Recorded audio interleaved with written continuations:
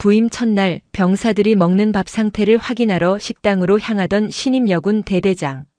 하지만 그녀의 앞을 떡하니 가로막은 건 다름 아닌 부하 간부인 작전과장과 행보관이었습니다. 어이쿠, 대대장님. 여기 짬 냄새나서 역하실 텐데 굳이 들어가시게요? 여자가 이런 거 보는 거 아닙니다. 관사 가서 짐이나 푸시죠. 계급이 더 낮은데도 불구하고 덩치로 문을 틀어막으며 노골적으로 상관을 무시하는 두 남자. 순간 여군 대대장의 눈빛이 서늘하게 돌변하고 어디론가 전화를 거는데요. 여러분, 오늘도 편안한 시간 보내고 계신가요? 오늘의 이야기도 재미있게 시청하시고 내용이 마음에 드셨다면 구독과 좋아요 부탁드리겠습니다. 그럼 이야기 시작하겠습니다. 강원도 인제군 북면의 바람은 여전히 날카로웠다. 서울에서는 이미 벚꽃이 졌다는 뉴스가 들려왔지만 이곳은 여전히 겨울의 끝자락을 붙잡고 있었다. 미시령 터널을 빠져나와 굽이치는 국도를 달리는 검은색 관용 차량 안에서 김희진 중령은 창밖을 응시했다. 황량한 산맥과 군데군데 녹지 않은 눈 더미 그리고 도로변에 흩날리는 흙먼지가 그녀를 반겼다. 육군사관학교 졸업 이후 줄곧 정책부서와 국방부 본부에서 근무했던 그녀에게 전방야전부대 지휘관 보직은 이번이 처음이었다. 그것도 육군 제12보병사단 을지부대 예하 보급 수송대대장이라니. 동기들 사이에서도 깊이 1순위로 꼽히는 험지 중의 험지였다. 하지만 김희진은 담담했다. 누군가는 가야 할 곳이었고 그녀는 피할 생각이 없었다. 차량이 위병소를 통과하자 정예보급 선봉수송이라는 부대 구호가 적힌 바위가 눈에 들어왔다. 운전병이 능숙하게 본청 현관 앞에 차를 댔다. 문이 열리자마자 기다렸다는 듯 싸늘한 산바람이 훅 끼쳐왔다. 충성. 현관 앞에는 2명의 남자가 서 있었다. 건성으로 올린 손. 짝다리를 짚은 듯한 삐딱한 자세. 전투복 상의 지퍼를 끝까지 올리지 않아 안에 입은 러닝셔츠가 살짝 보이는 남자. 대대 작전과장 박상철 소령이었다. 그 옆에는 배가 불룩하게 나온 행보관 최만식 원사가 사람 좋은 미소를 띠고 서 있었다.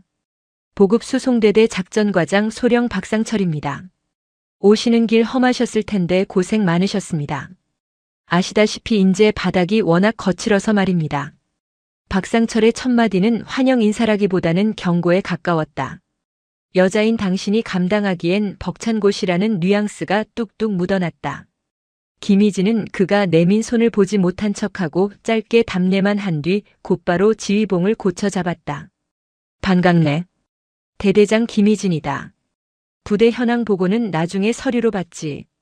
점심시간이 거의 끝난 것 같은데 식당으로 바로 이동한다. 박상철의 눈썹이 꿈틀했다. 그는 당황한 기색을 숨기며 최 원사를 곁눈질했다. 최 원사가 재빨리 끼어들었다. 아, 대대장님 오신다고 해서 간부 식당 쪽에 따로 조촐하게 자리를 마련했습니다. 이곳 식당 밥이 입에 맞으실지 몰라서 인제 읍내에서 괜찮은 도시락도 좀 주문하려다가 시간이 늦어서 병사들과 동일한 메뉴로 먹겠다. 그게 내 원칙이야. 김희진의 목소리는 건조했다. 그녀는 박소령과 최 원사의 안내를 기다리지 않고 앞장서서 병사 식당으로 향했다. 식당 입구에서는 짬 냄새와 락스 냄새가 뒤섞인 묘한 악취가 풍겨왔다. 최신식 조리기구가 도입되었다는 국방부의 홍보 영상과는 달리 바닥 타일은 깨져 있었고 배수로 덮개는 녹이 슬어 있었다. 식당 안은 병사들로 북적였다. 대대장이 들어서자 식사 맛있게 하십시오라는 구호가 여기저기서 터져나왔지만 김희진은 그 목소리에 힘이 없음을 본능적으로 느꼈다. 활기찬 병영이 아니라 마치 도살장에 끌려온 소들처럼 눈빛이 죽어 있었다. 김희진은 배식대 앞에 섰다. 조리병이 국자를 들고 머뭇거렸다. 뭐하나? 퍼담아. 아, 예. 알겠습니다. 조리병의 손이 떨렸다. 식판에 담긴 국은 김치찌개라고 적혀 있었지만 실상은 붉은색 소금물에 가까웠다. 건더기라고는 물러 터진 김치 조각 몇 개와 두부 부스러기가 전부였다. 메인 반찬이라는 제육볶음은 고기보다 양파와 당근이 더 많았고 그나마 있는 고기도 비계 덩어리뿐이었다. 밥은 찐밥 특유의 묵은 냄새가 났다. 김희진은 식판을 들고 병사들 틈이 아닌 간부석 테이블에 앉았다. 박소령과 최 원사가 허둥지둥 식판을 들고 따라와 맞은편에 앉았다. 그들의 식판에는 조리병이 따로 챙겨준 듯한 계란 후라이가 하나씩 올려져 있었다. 김희진의 식판에는 없는 것이었다. 이게 오늘 정량인가? 김희진이 숟가락을 들지 않은 채 물었다. 박소령이 물을 한 모금 마시고는 넉살 좋게 대답했다. 아, 대대장님 보시기엔 좀 부실해 보일 수도 있겠습니다. 근데 요즘 MZ세대 병사들이 입맛이 까다로워서 짬밥을 잘 안 먹습니다. 고기 줘봤자 남겨서 다 음식물 쓰레기로 버립니다. 잔반 처리 비용 줄이려면 어쩔 수 없이 양을 좀 조절해야 합니다. 위에서도 잔반 줄이라고 난리 아닙니까? 최 원사가 거들었다. 맞습니다. 저희도 처음엔 규정대로 다 줬는데 애들이 PX 가서 냉동만 사 먹지 밥은 거들떠도 안 봅니다.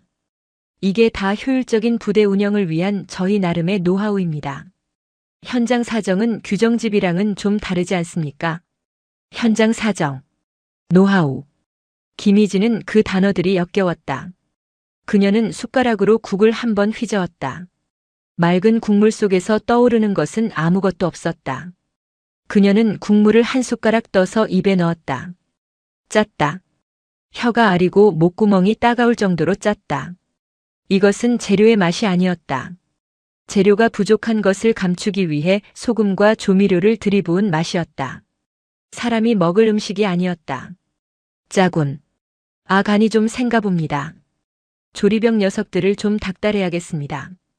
애들이 워낙 자극적인 걸 좋아해서. 박소령은 대수롭지 않다는 듯 자신의 식판에 있는 계란 후라이를 베어 물었다. 노른자가 터져 나오는 모습을 보며 김희진은 구역질을 참았다. 그녀는 젓가락을 내려놓고 박소령을 똑바로 응시했다. 자네들 식판에 있는 계란은 메뉴표에 없던데.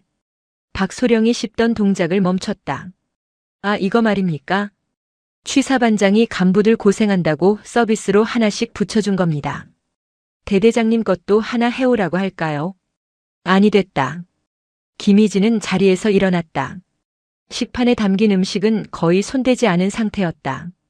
그녀는 잔반통으로 걸어가 식판을 뒤집었다. 붉은 국물과 비계 덩어리가 짬통 속으로 쏟아져 내렸다. 그 소리가 유난히 크게 울려 식당 안의 모든 시선이 그녀에게 쏠렸다. 식당을 빠져나오자 박소령이 뒤따라 나왔다. 그는 입가에 묻은 계란 노른자를 닦으며 비아냥거리는 투로 말했다. 대대장님 식사가 입에 많이 안 맞으셨나 봅니다. 그러게 제가 읍내에서 도시락 시킨다고 했지 않습니까? 서울 정책실에서 드시던 거랑은 많이 다르실 겁니다. 여기는 야전입니다, 야전. 그는 야전이라는 단어에 힘을 주었다. 책상 물림 여군이 뭘 알겠냐는 무시가 노골적이었다. 관사 청소는 다 해놨습니다. 짐 푸시고 좀 쉬십시오. 집안일도 하셔야 하고 정리할 게 많으실 텐데 오늘은 일과 그냥 마무리하시죠. 집안일. 김희진은 걸음을 멈췄다. 그녀는 천천히 몸을 돌려 박소령에게 다가갔다. 키는 박소령이 더 컸지만 기세는 김희진이 눌리지 않았다. 박소령. 예, 대대장님. 자네가 말한 그 야전의 노하우와 융통성이라는 거 내가 앞으로 아주 깊이 있게 배워보도록 하지. 그리고 김희진은 박소령의 전투복 상의 지퍼를 턱끝까지 올려주었다. 거칠고 투박한 손길이었다. 박소령이 당황하여 뒷걸음질 쳤다. 군인이 복장 불량이군. 안에 입은 러닝셔츠가 다 보인다. 기본부터 다시 배우는 게 좋겠어. 김희진은 대답도 기다리지 않고 대대장실이 있는 본청 2층으로 올라갔다. 대대장실은 냉기가 감돌았다. 전임 대대장이 쓰던 낡은 책상과 소파가 그대로 남아 있었다. 김희진은 자리에 앉지 않고 창가로 다가갔다. 창밖으로 연병장과 수송부 차고지가 내려다 보였다. 수십 대의 2.5톤 트럭과 5톤 트럭이 도열해 있었지만 움직이는 차량은 거의 없었다. 그녀는 주머니에서 스마트폰을 꺼냈다. 녹음 앱이 켜져 있었다. 식당에서의 대화가 고스란히 저장되어 있었다. 그녀는 이어폰을 꽂고 녹음된 내용을 다시 들었다. MZ세대 병사들이 밥을 안 먹는다. 효율적인 부대 운영. 거짓말이었다. 조금 전 식당에서 봤던 병사들의 식판은 깨끗하게 비워져 있었다. 맛이 있어서가 아니라 배가 고파서 억지로 먹은 것이었다. 20대 초반의 혈기왕성한 청년들이 밥을 남길 리가 없었다. 그런데도 잔반이 많이 나온다고 보고했다면 그 식재료는 어디로 갔단 말인가. 김희진은 책상 위에 놓인 인트라넷 컴퓨터를 켰다. 국방물 자정보 체계에 접속하기 위해 아이디와 비밀번호를 입력했다. 그녀의 손가락이 키보드 위를 빠르게 움직였다. 그녀는 육군본부 군수참모부에서 예산 편성을 담당했었다. 숫자와 데이터는 그녀의 주무기였다. 지난 1년간 보급 수송대대의 주부식 수령 내역과 급식 인원 현황을 띄웠다. 화면 가득 엑셀표와 그래프가 나타났다. 김희진의 눈매가 가늘어졌다. 서류상으로는 매일 최고급 한우와 신선한 야채가 정량대로 들어오고 있었다. 1인당 급식비 단가는 13,000원. 서울 강남의 백반집보다 높은 수준이었다. 하지만 오늘 그녀가 먹은 밥은 3,000원짜리 편의점 도시락보다 못했다. 하루에 100만 원. 김희진은 대략적인 계산을 끝냈다. 이 부대에서 매일 최소 100만 원어치의 식재료가 증발하고 있었다. 한 달이면 3천만 원. 1년이면 3억 6천만 원이었다. 단순히 행보관 혼자서 챙길 수 있는 규모가 아니었다. 작전과장 박상철 안이 그 윗선까지 연결되어 있을 가능성이 높았다. 똑똑. 노크 소리와 함께 행보관 최만식 원사가 들어왔다. 그의 손에는 믹스커피 2잔이 들려 있었다. 대대장님 식사도 제대로 못하시고 속상하실까봐 달달한 커피 한 잔 타왔습니다. 이게 야전의 맛 아니겠습니까? 최 원사는 넉살 좋게 커피잔을 책상 위에 내려놓았다. 김희진은 모니터 화면을 급히 끄지 않고 그대로 두었다. 최 원사의 눈동자가 모니터 화면을 힐끔 스치고 지나갔다. 엑셀표를 본 그의 눈빛이 순간 흔들렸다. 행보관. 예 대대장님. 우리 부대 잔반 처리업체 계약서랑 지난 3년치 수거 내역서 지금 바로 가져와. 최 원사의 표정이 굳었다. 아 지금 말입니까? 그게 서류가 창고 깊숙이 있어서 찾으려면 시간이 좀 걸립니다. 그리고 담당 군무원이 오늘 휴가라서 못 찾겠으면 내가 가서 찾지.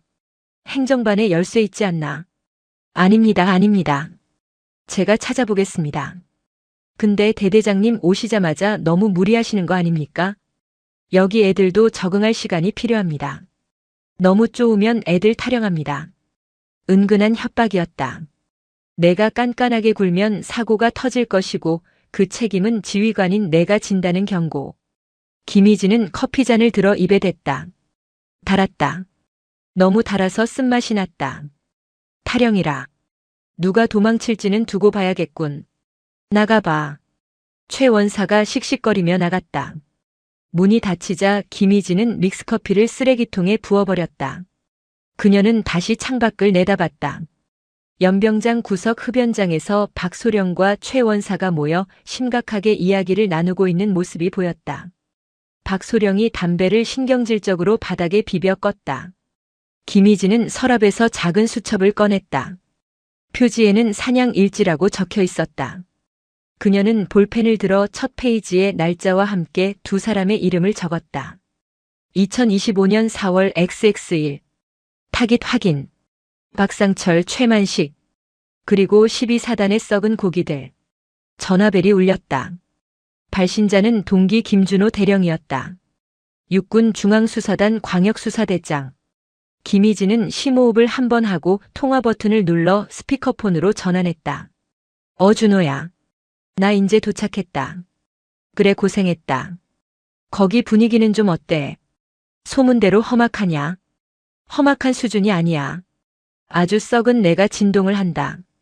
생각보다 판이 클 것 같아. 도와줄까? 애들 대기시켜놨다. 아니 아직은. 확실한 물증이 필요해. 놈들이 방심할 때까지 기다릴 거야. 여자가 지휘관으로 왔다고 아주 우습게 보고 있거든. 그 방심이 놈들의 무덤이 될 거야. 김희진의 눈빛이 차갑게 빛났다. 인재의 밤은 빨리 찾아왔다. 창밖은 이미 어둑어둑해지고 있었다. 어둠 속에서 늑대들이 움직이기 시작했다. 하지만 그들은 몰랐다. 자신들의 목덜미를 노리는 사냥꾼이 이미 안방에 들어와 있다는 사실을. 김희진은 의자 깊숙이 몸을 묻고 눈을 감았다. 오늘 먹었던 소금 국물의 맛이 여전히 입안에 맴돌았다. 반드시 뱉어내게 만들겠다. 내 놈들이 삼킨 아이들의 밥값. 전쟁은 시작되었다. 일주일이 지났지만 대대장실의 문은 굳게 닫혀 있었다. 취임식 이후 김희진 중령은 별다른 지휘관 훈시도 전 장병 집합도 시키지 않았다. 그저 출근하면 집무실에 틀어박혀 결제 서류만 들여다보다가 퇴근하는 것이 일과의 전부였다. 대대 본청 건물 뒤편 샌드위치 패널로 지어진 간부 흡연장에는 뿌연 연기가 자욱했다. 야 김하사. 대대장님 지금 뭐 하시냐? 박상철 소령이 다 핀 담배꽁초를 바닥에 침과 함께 뱉으며 물었다. 상황병 김하사가 눈치를 보며 대답했다. 계속 컴퓨터만 보고 계십니다. 어제 보급관님한테 받아가신 지난 3년치 차량 운행 일지랑 유류 불출 대장. 그거 엑셀로 정리하고 계시는 것 같습니다. 운행 일지? 채 꼼꼼한 척은. 박소령이 코웃음을 쳤다. 옆에서 스마트폰으로 주식 차트를 보고 있던 최만식 원사가 킬킬거렸다. 과장님 걱정 마십시오. 육사 출신 엘리트라잖습니까?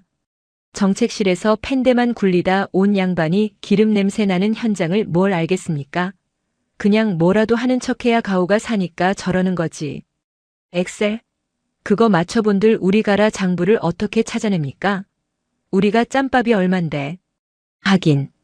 행보관님이 이번 달 사단 감찰 나올 때 마일리지 조작한 거 완벽하게 막으셨지 않습니까? 역시 대단하십니다. 아이고 머리요. 사단 군수처 김 상사 그 친구가 제 훈련소 동기 아닙니까? 술 한 잔 사주면 입 딱 닫습니다. 근데 저 양반 다음 진급 때문에 사고 안 치려고 몸살이는 게 딱 보입니다. 여자들이 원래 겁이 많아서 새로운 거 시도 못합니다. 적당히 비위 맞춰주면 1년 있다가 조용히 딴 데로 갈 겁니다. 그렇죠? 아, 오늘 저녁에 읍내 대성정비 김 사장이랑 약속 있는 거 아시죠? 이번에 들어온 부속품 재생 타이어로 돌린 거 대금 정산받아야죠. 아, 그 김 사장? 알겠습니다. 오늘 저녁에 소고기 좀 씹겠네. 흡연장 환기구는 대대장실 창문 바로 아래쪽으로 연결되어 있었다. 낡은 건물의 방음은 형편없었다. 김희진은 창문을 아주 조금 열어둔 채 블라인드 뒤에서 그들의 대화를 토시 하나 빠뜨리지 않고 듣고 있었다. 그녀의 책상 위에는 스마트폰 녹음기가 붉은 불빛을 깜빡이며 돌아가고 있었다. 겁 많은 여자. 몸살이는 지휘관. 그녀는 그들이 자신을 무능하고 소극적인 존재로 오판하길 바랐다. 방심은 사냥꾼에게 최고의 무기였다. 그녀는 다시 모니터로 시선을 돌렸다. 화면에는 국방수송정보체계에서 추출한 데이터와 최 원사가 제출한 수기장부를 대조한 엑셀 파일이 떠 있었다. 2024년 12월 5톤 상용 트럭 주행 거리 1200km. 실제 유류 불출량 3500km 분량. 차는 달리지 않았는데 기름은 매달 2000리터 이상 사라지고 있었다. 단순히 기름만 사라진 게 아니었다. 정비 내역서에는 멀쩡한 부품을 교체했다고 적혀 있었지만 창고 입고 내역에는 해당 부품이 들어온 기록이 없었다. 서류상으로만 부품을 갈아 끼우고 그 돈을 현금화해서 나눠 먹는 전형적인 부속 깡수법이었다. 대성정비 김 사장. 조금 전 흡연장에서 들었던 이름. 민간 정비업체와 결탁해 군용 부품을 빼돌리거나 재생 부품을 납품받는 고리. 김희진은 수첩에 대성정비 4글자를 굵게 적었다. 새벽 2시. 인제 산골짜기의 밤 공기는 살을 애는 듯 차가웠다. 당직 사관이 꾸벅꾸벅 졸고 있는 행정반을 지나 김희진은 소리 없이 복도를 빠져나왔다. 그녀는 전투복 대신 검은색 활동복을 입고 모자를 눌러 쓴 상태였다.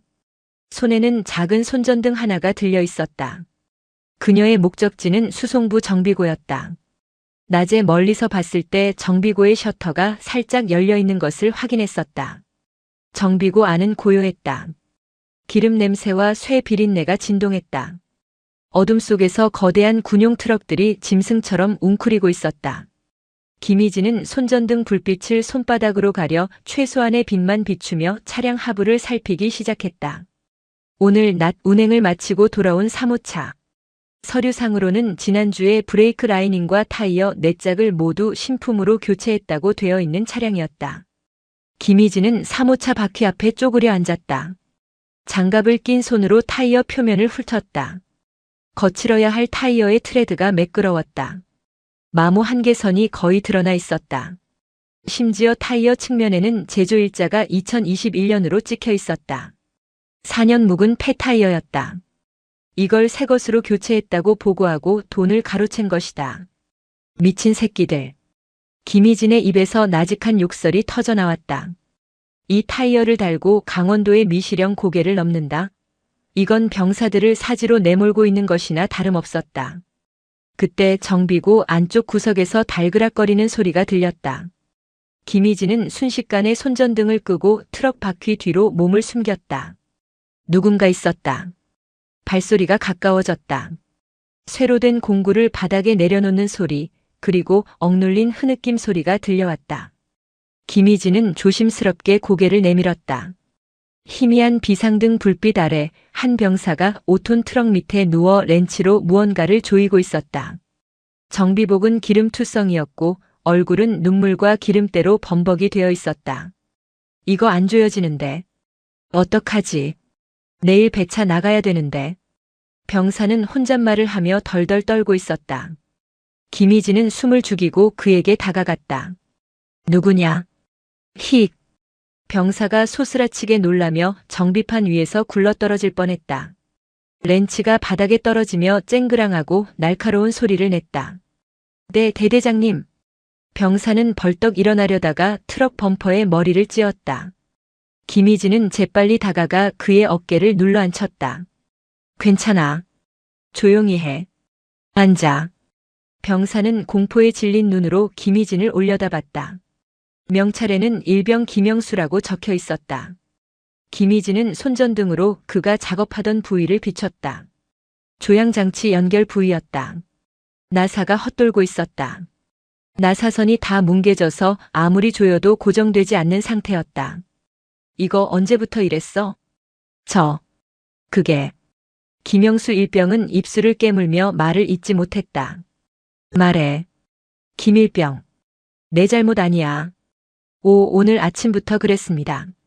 그래서 행보관님한테 부속 교체해야 된다고 말씀드렸는데. 그냥 테이프 감아서 내보내라고. 부속 신청하면 사단에서 감사 나온다고. 이번만 버티라고 하셨습니다. 근데 내일 이 차가 탄약 싣고 양구까지 가야 돼서 제가 밤새서라도 어떻게든 고쳐보려고. 김영수 일병의 눈에서 눈물이 뚝뚝 떨어져 기름 묻은 바닥을 적셨다. 테이프를 감아서 내보내라니. 2.5톤의 폭발물을 싣고 산길을 달리는 차의 핸들을 테이프로 고정하라는 것이 말이 되는가. 그건 살인 짓이었다. 김희진의 가슴 속에서 뜨거운 것이 치밀어 올랐다. 그녀는 주머니에서 손수건을 꺼내 김일병의 얼굴을 닦아주었다. 하얀 손수건이 금세 검은 기름때로 얼룩졌다. 김일병, 너 배 안 고프니? 뚱딴지 같은 질문에 김일병이 눈을 동그랗게 떴다. 김희진은 주머니에서 초콜릿 바 하나를 꺼내 그의 손에 쥐어주었다. 이거 먹어. 그리고 이 차 내일 배차 취소다. 네? 하지만 작전과장님이 무조건 내보내라고.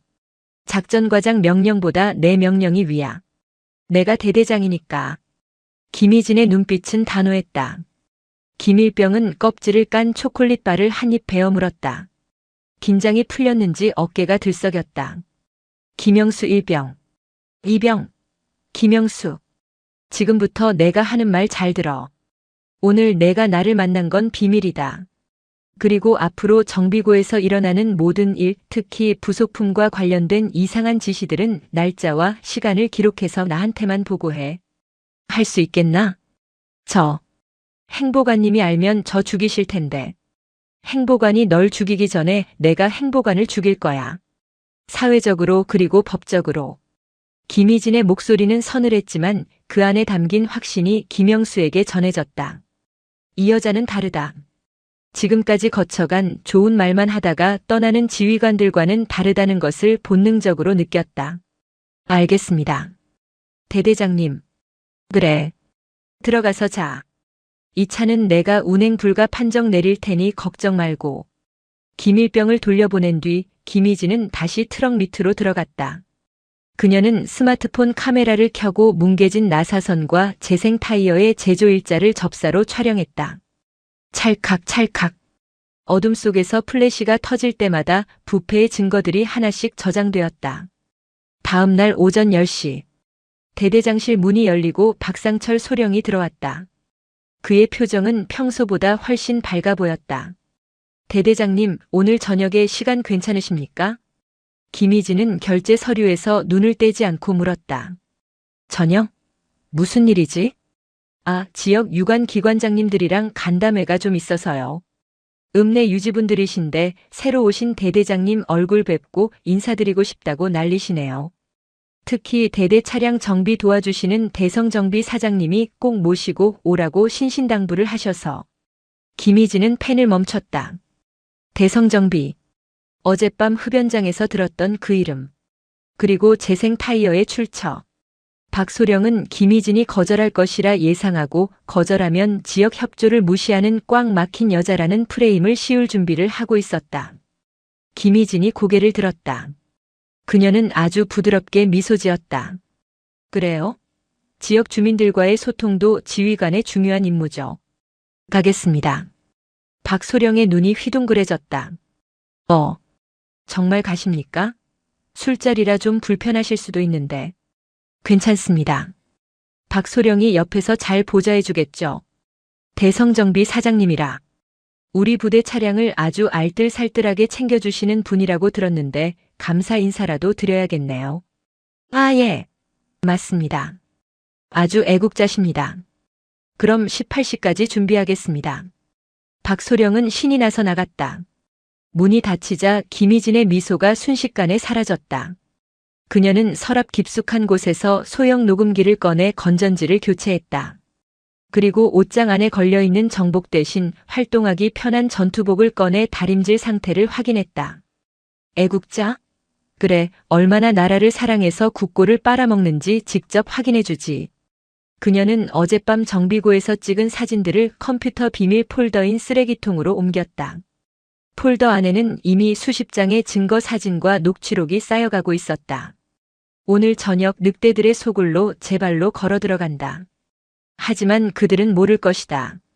그들이 초대한 것이 순한 양이 아니라 이빨을 숨긴 사냥개라는 사실을. 김희진은 거울을 보며 전투복 카라를 단정하게 정리했다. 거울 속에 비친 그녀의 눈동자는 인제의 겨울바람보다 더 차갑게 빛나고 있었다. 오후 6시 인제 읍내 외곽의 토속 음식점 산채촌. 주차장에는 이미 검은색 세단과 고급 SUV들이 질비했다. 박상철 소령의 안내를 받아 들어간 룸에는 낯선 중년 남성 3명이 먼저 와서 자리를 잡고 있었다. 테이블 위에는 한우 갈비살과 자연산 송이버섯이 화려하게 세팅되어 있었다. 병사들이 먹는 맹물 김치찌개와는 차원이 다른 풍경이었다. 아이고, 오셨습니까? 우리 을지부대 보급 수송대대장님이 미인이시라는 소문은 들었는데 실제로 보니 인물이 아주 훤하십니다. 상석에 앉아있던 남자가 벌떡 일어나 김희진에게 악수를 청했다. 얼굴에 개기름이 흐르고 목에는 굵은 금목걸이를 한 사내. 대성정비 대표 김영철 사장이었다. 그는 김희진의 손을 두 손으로 꽉 잡고는 놓아주지 않은 채 엄지로 손등을 슬쩍 문질렀다. 명백한 성추행이었으나 친근함의 표시라는 명목으로 포장된 불쾌한 스킨십이었다. 반갑습니다. 김희진 중령입니다. 김희진은 억지로 미소를 지으며 손을 빼냈다. 그녀의 맞은편에는 지역 식자재 납품 업체인 강원유통 사장과 사단 군수처 군무원 한 명이 앉아 있었다. 일종의 카르텔 회식이었다. 자자 앉으시죠. 오늘 우리 대대장님 환영회 겸 지역 발전을 위한 단합대회 아니겠습니까? 박소령 뭐해? 대대장님 잔 채워드려야지. 김 사장이 호기롭게 외쳤다. 박소령이 재빠르게 소주병을 들었다. 대대장님, 오늘 같은 날은 한 잔 받으시죠. 이 사장님이 아주 귀한 술을 가져오셨습니다. 죄송합니다만 제가 술은 잘 못합니다. 사이다로 받겠습니다. 분위기가 순식간에 싸해졌다. 김 사장이 젓가락을 탁 내려놓으며 혀를 찼다. 에이, 군인이 술을 못해서 쓰나. 여군들은 이게 문제라니까. 분위기 맞출 줄을 몰라. 대대장님 주는 대로 받아먹는 것도 지휘관의 덕목입니다. 융통성. 아까 박소령한테 들으니까 그놈의 융통성 배우겠다고 하셨다며? 좌중에서 킬킬거리는 웃음소리가 터져나왔다. 김희진은 그들의 웃음 뒤에 숨겨진 조롱을 읽었다. 너는 우리 손바닥 아니야 라는 오만함. 좋습니다. 한 잔 받죠. 김희진이 소주잔을 내밀었다. 김 사장의 표정이 다시 밝아졌다. 그렇지. 여자가 따라주는 술이 맛있다는데 이따가 우리 대대장님이 한 잔 따라주시면 더 좋고. 하하.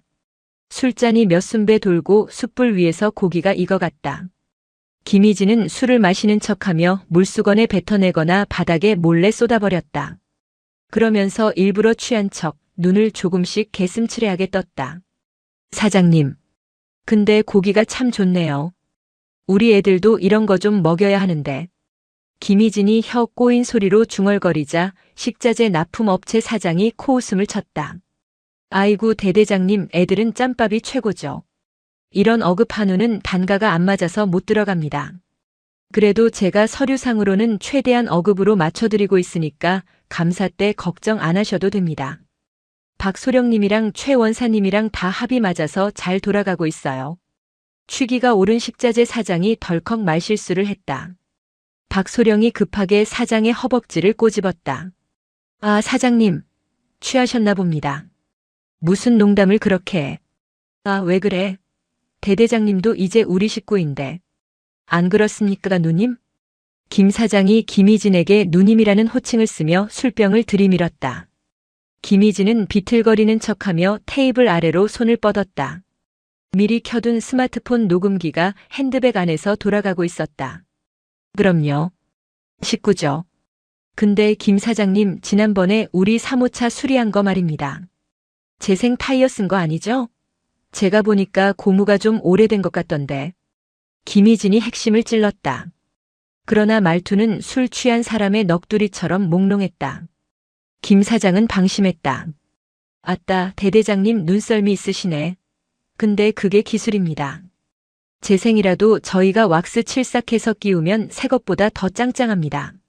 남는 차액은 뭐 좋은 데 쓰는 거죠.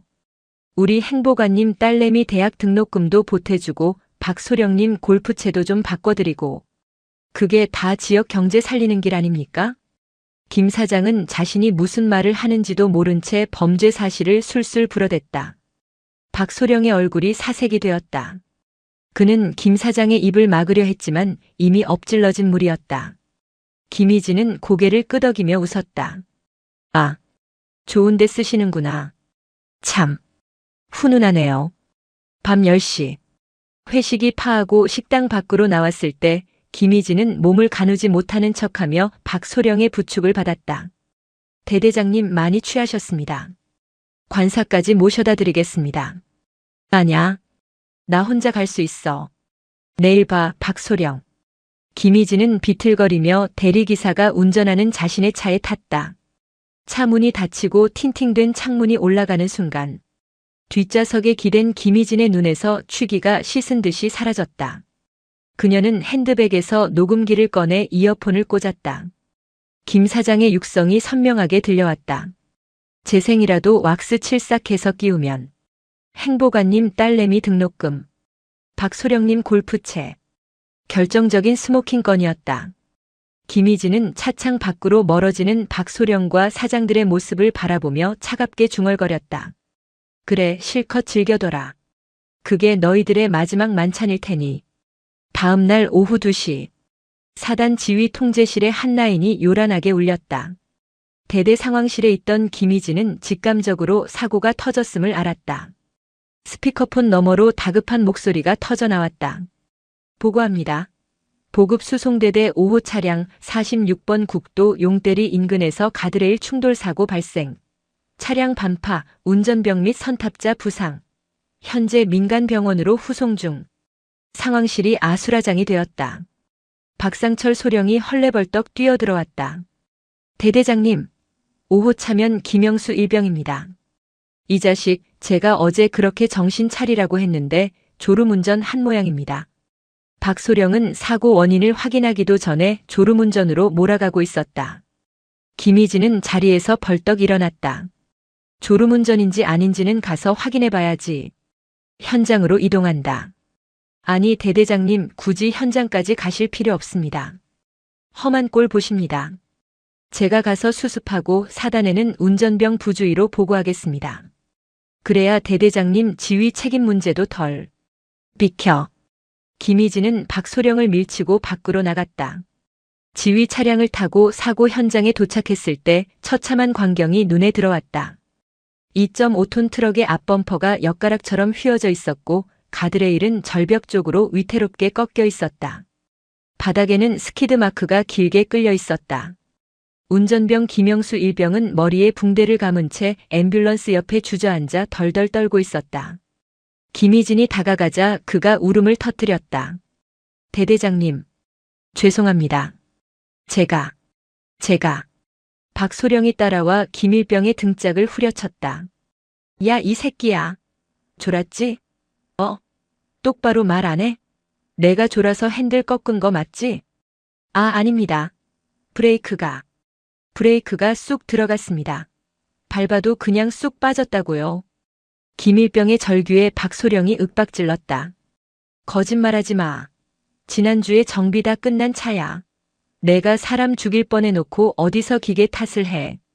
박소령은 김일병을 희생양 삼아 기계 결함을 덮으려 하고 있었다. 김희진은 박소령의 손목을 낚아챘다. 그만해. 대대장님, 이 자식 이거 거짓말하는 겁니다. 감찰 나오면 골치 아파집니다. 그냥 운전 미숙으로 빨리 처리해야. 김희진은 대답 대신 찌그러진 트럭 밑으로 몸을 숙였다. 정복 바지가 흙바닥에 끌렸지만 개의치 않았다. 그녀는 휠 실린더 쪽을 살폈다. 브레이크 오일이 콸콸 쏟아져 나와 있었다. 호스는 낡아서 갈라져 있었고 연결 부위는 녹이 슬어 터져 있었다. 명백한 정비 불량. 아니, 이건 정비 불량이 아니라 살인 미수였다. 지난주 장부상으로는 신품 교체라고 적혀 있었던 그 부품이었다. 김희진은 흙투성이가 된 채 밖으로 나왔다. 그녀의 손에는 터진 브레이크 호스 조각이 들려 있었다. 박소령. 자네 눈엔 이게 졸음운전으로 터진 거로 보이나? 김희진이 호스 조각을 박소령의 코앞에 들이밀었다. 이게 뭡니까? 브레이크 호스야. 삭아서 터졌어. 운전병이 졸면 호스가 삭아서 터지나? 이게 지난주에 교체했다는 새 부품 상태야? 박소령의 동공이 흔들렸다. 그게 부속이 불량이었나 봅니다. 보급창 놈들이 물건을 개판으로 줘서. 보급창탄? 좋아. 내가 지금 당장 국방부 군수사령부에 의뢰해서 이 부품 로트 번호 조회해 볼까? 우리 부대에 언제 들어온 물건인지 아니면 폐차장에서 주워온 건지. 주변에 있던 병사들과 헌병대원들이 숨을 죽이고 두 사람을 지켜봤다. 박소령은 입술을 깨물며 아무 말도 하지 못했다. 김희진은 김영수 일병에게 다가갔다. 그리고 흙투성이가 된 손으로 병사의 어깨를 감싸 안았다. 김일병. 내 잘못 아니다. 기계가 고장난 거야. 넌 끝까지 핸들 잡고 차 세우려고 했어. 내가 스키드 마크 봤다. 넌 최선을 다했어. 대대장님. 김일병은 대대장의 품에 안겨 오열했다. 김희진은 병사를 토닥이며 박소령을 향해 서늘한 눈빛을 보냈다. 그것은 더 이상 관망하는 자의 눈빛이 아니었다. 전쟁을 선포하는 지휘관의 눈빛이었다. 사고 이후 대대의 공기는 미묘하게 바뀌었다. 박소령과 최 원사는 김희진이 자신들의 목통을 조여오고 있음을 감지했다. 그들은 방어 태세로 전환하는 동시에 김희진을 고립시키기 위한 작업에 들어갔다. 소문은 빠르게 퍼졌다. 대대장이 히스테리가 심해서 애꿎은 간부들만 잡는다더라. 사고 난 것도 대대장이 평소에 정비관들을 너무 쪼아서 정비 시간을 안 줘서 그렇다더라. 여자라 기계는 하나도 모르면서 호스 터진 거 가지고 유난 떤다. 전형적인 가스라이팅과 여론전이었다. 간부 식당에서 김희진이 들어오면 대화가 뚝 끊겼고 결제 서류는 교묘하게 누락되거나 늦게 올라왔다. 그녀를 투명 인간 취급하며 제풀에 지쳐 나가떨어지게 만들려는 수작이었다. 김희진은 그들의 의도대로 움직여주기로 했다. 그녀는 사고 다음 날부터 몸살 감기를 핑계로 출근하지 않았다. 관사에 틀어박혀 두문불출했다. 대대 행정반. 거봐, 내가 뭘 했습니까? 여자들은 좀만 압박 주면 저렇게 드러눕는다니까. 멘탈이 약해요, 멘탈이. 최만식 원사가 믹스커피를 휘저으며 낄낄거렸다. 박소령은 의자에 다리를 올린 채 희죽거렸다. 사단장님한테도 보고 들어갔어. 대대장이 건강상의 문제로 지휘 공백이 우려된다고. 아마 이번 달 넘기기 힘들걸? 지가 쪽팔려서라도 전출 갈 거야. 그나저나 행보관, 이번 주말에 예정된 작업은 어떻게 할 거야? 아, 유류고 작업 말입니까? 대대장도 없는데 땡큐죠. 이번엔 좀 크게 가시죠. 김 사장이 저번 사고 때문에 입막음비가 좀 더 필요하다고 징징대서 5,000리터는 빼야 됩니다. 5,000리터. 700만 원 돈이네. 야, 대대장 없을 때 빨리 처리해. CCTV는 정비 중이라고 꺼두고. 그들은 김희진이 관사 침대에서 울고 있을 거라 생각했다. 하지만 그 시각 김희진의 관사는 야전 지휘소를 방불케 했다. 커튼이 쳐진 어두운 방. 책상 위에는 노트북 3대가 돌아가고 있었고 벽면에는 대대 조직도와 비리 관계도가 붉은 줄로 연결되어 붙어 있었다. 김희진은 헤드셋을 끼고 있었다. 그녀가 듣고 있는 것은 박소령의 사무실과 흡연장에 몰래 설치해둔 고성능 도청 장치의 실시간 송출음이었다. 이번엔 좀 크게 가시죠. 5,000리터. 김희진의 손가락이 키보드를 두드렸다. 작전명 올까미 D-Day 이번 주 토요일 02시 타깃 유류고. 그녀는 메신저 창을 열었다. 수신자는 육군 중앙수사단 특수범죄수사팀장이었다. 준호야. 놈들이 움직인다. 이번 주 토요일 새벽 2시. 규모는 5,000리터. 트럭 2대 분량이야. 현장에서 덮친다. 알았다. 광수대 2개 팀 파견한다. 사단 헌병대에는 보안 유지해. 거기 헌병대장도 한패일 수 있으니까. 물론이지. 내 관사로 병력 은밀하게 진입시켜줘. 내가 직접 인솔한다. 통화를 마친 김희진은 창문 블라인드를 살짝 걷어 대대 본청을 내려다봤다. 박소령과 최 원사가 담배를 피우며 킬킬대는 모습이 보였다. 그래, 실컷 웃어둬라. 그 웃음이 비명으로 바뀌는 데는 그리 오래 걸리지 않을 테니까. 김희진은 컵라면에 뜨거운 물을 부었다. 병사들이 먹는 것과 똑같은 컵라면이었다. 그녀는 젓가락을 들며 나직이 중얼거렸다. 밥값은 해야지 군인이라면. 어둠 속에서 그녀의 눈빛만이 형형하게 빛나고 있었다. 사냥 준비는 끝났다. 이제 덫을 놓고 기다리기만 하면 되었다. 토요일 오후. 주말을 맞은 부대는 평온해 보였다. 병사들은 생활관에서 개인 정비를 하거나 PX로 몰려갔다. 겉보기엔 평화로운 주말이었지만 물밑에서는 은밀하고 분주한 움직임이 감지되고 있었다. 대대장 관사 앞에는 접근 금지 팻말이 걸려 있었다. 박상철 소령은 당직 사령에게 대대장님 몸 상태가 심각하니 절대 호출하지 말고 푹 쉬게 두라고 신신당부했다. 사실상 지휘관을 감금하고 부대를 자신의 통제하에 두려는 수작이었다. 오후 4시 수송부 사무실. 최만식 원사가 상황병들을 모두 내보내고 박소령과 마주 앉았다. 탁자 위에는 부대 배치도와 CCTV 사각지대가 표시된 도면이 펼쳐져 있었다. 과장님, 작업 준비 끝났습니다. 오늘 밤 당직 사관은 이중대 김중희입니다. 그 친구 작년에 진급 누락돼서 부대에 불만 많습니다. 제가 술 한 잔 사주면서 오늘 밤에 유류고 쪽 순찰 돌지 말고 짱 박혀서 자라고 작업 쳐놨습니다. CCTV는 정통과장한테 얘기해서 서버 점검 핑계로 밤 12시부터 새벽 4시까지 녹화 중단시켰습니다. 완벽합니다. 박소령이 흡족한 듯 고개를 끄덕였다. 좋아. 김 사장 트럭은 후문으로 들어올 거야. 위병소 애들은 행보관이 알아서 입단속 시켰지? 걱정 마십시오. 오늘 근무자들 전부 제 라인입니다. 초코파이 하나면 입국 닫는 애들입니다. 그들은 자신들이 이 부대의 주인이라 착각하고 있었다. 식물인간이나 다름없는 여자 대대장은 관사에 처박혀 있고 사단 감찰도 자신들 편이니 두려울 게 없었다. 하지만 그 시각 김희진의 관사 뒷문으로는 건장한 사내 5명이 조용히 들어오고 있었다. 등산복 차림의 민간인처럼 보였지만 배낭 속에는 KO 권총과 수갑 그리고 고성능 체증 장비가 들어있었다. 육군 중앙수사단 광역수사대 최정예 요원들이었다. 김희진 중령님 안녕하십니까? 팀장 강준호입니다. 어서 와라. 기다리고 있었다. 김희진은 알아놓은 환자가 아니었다.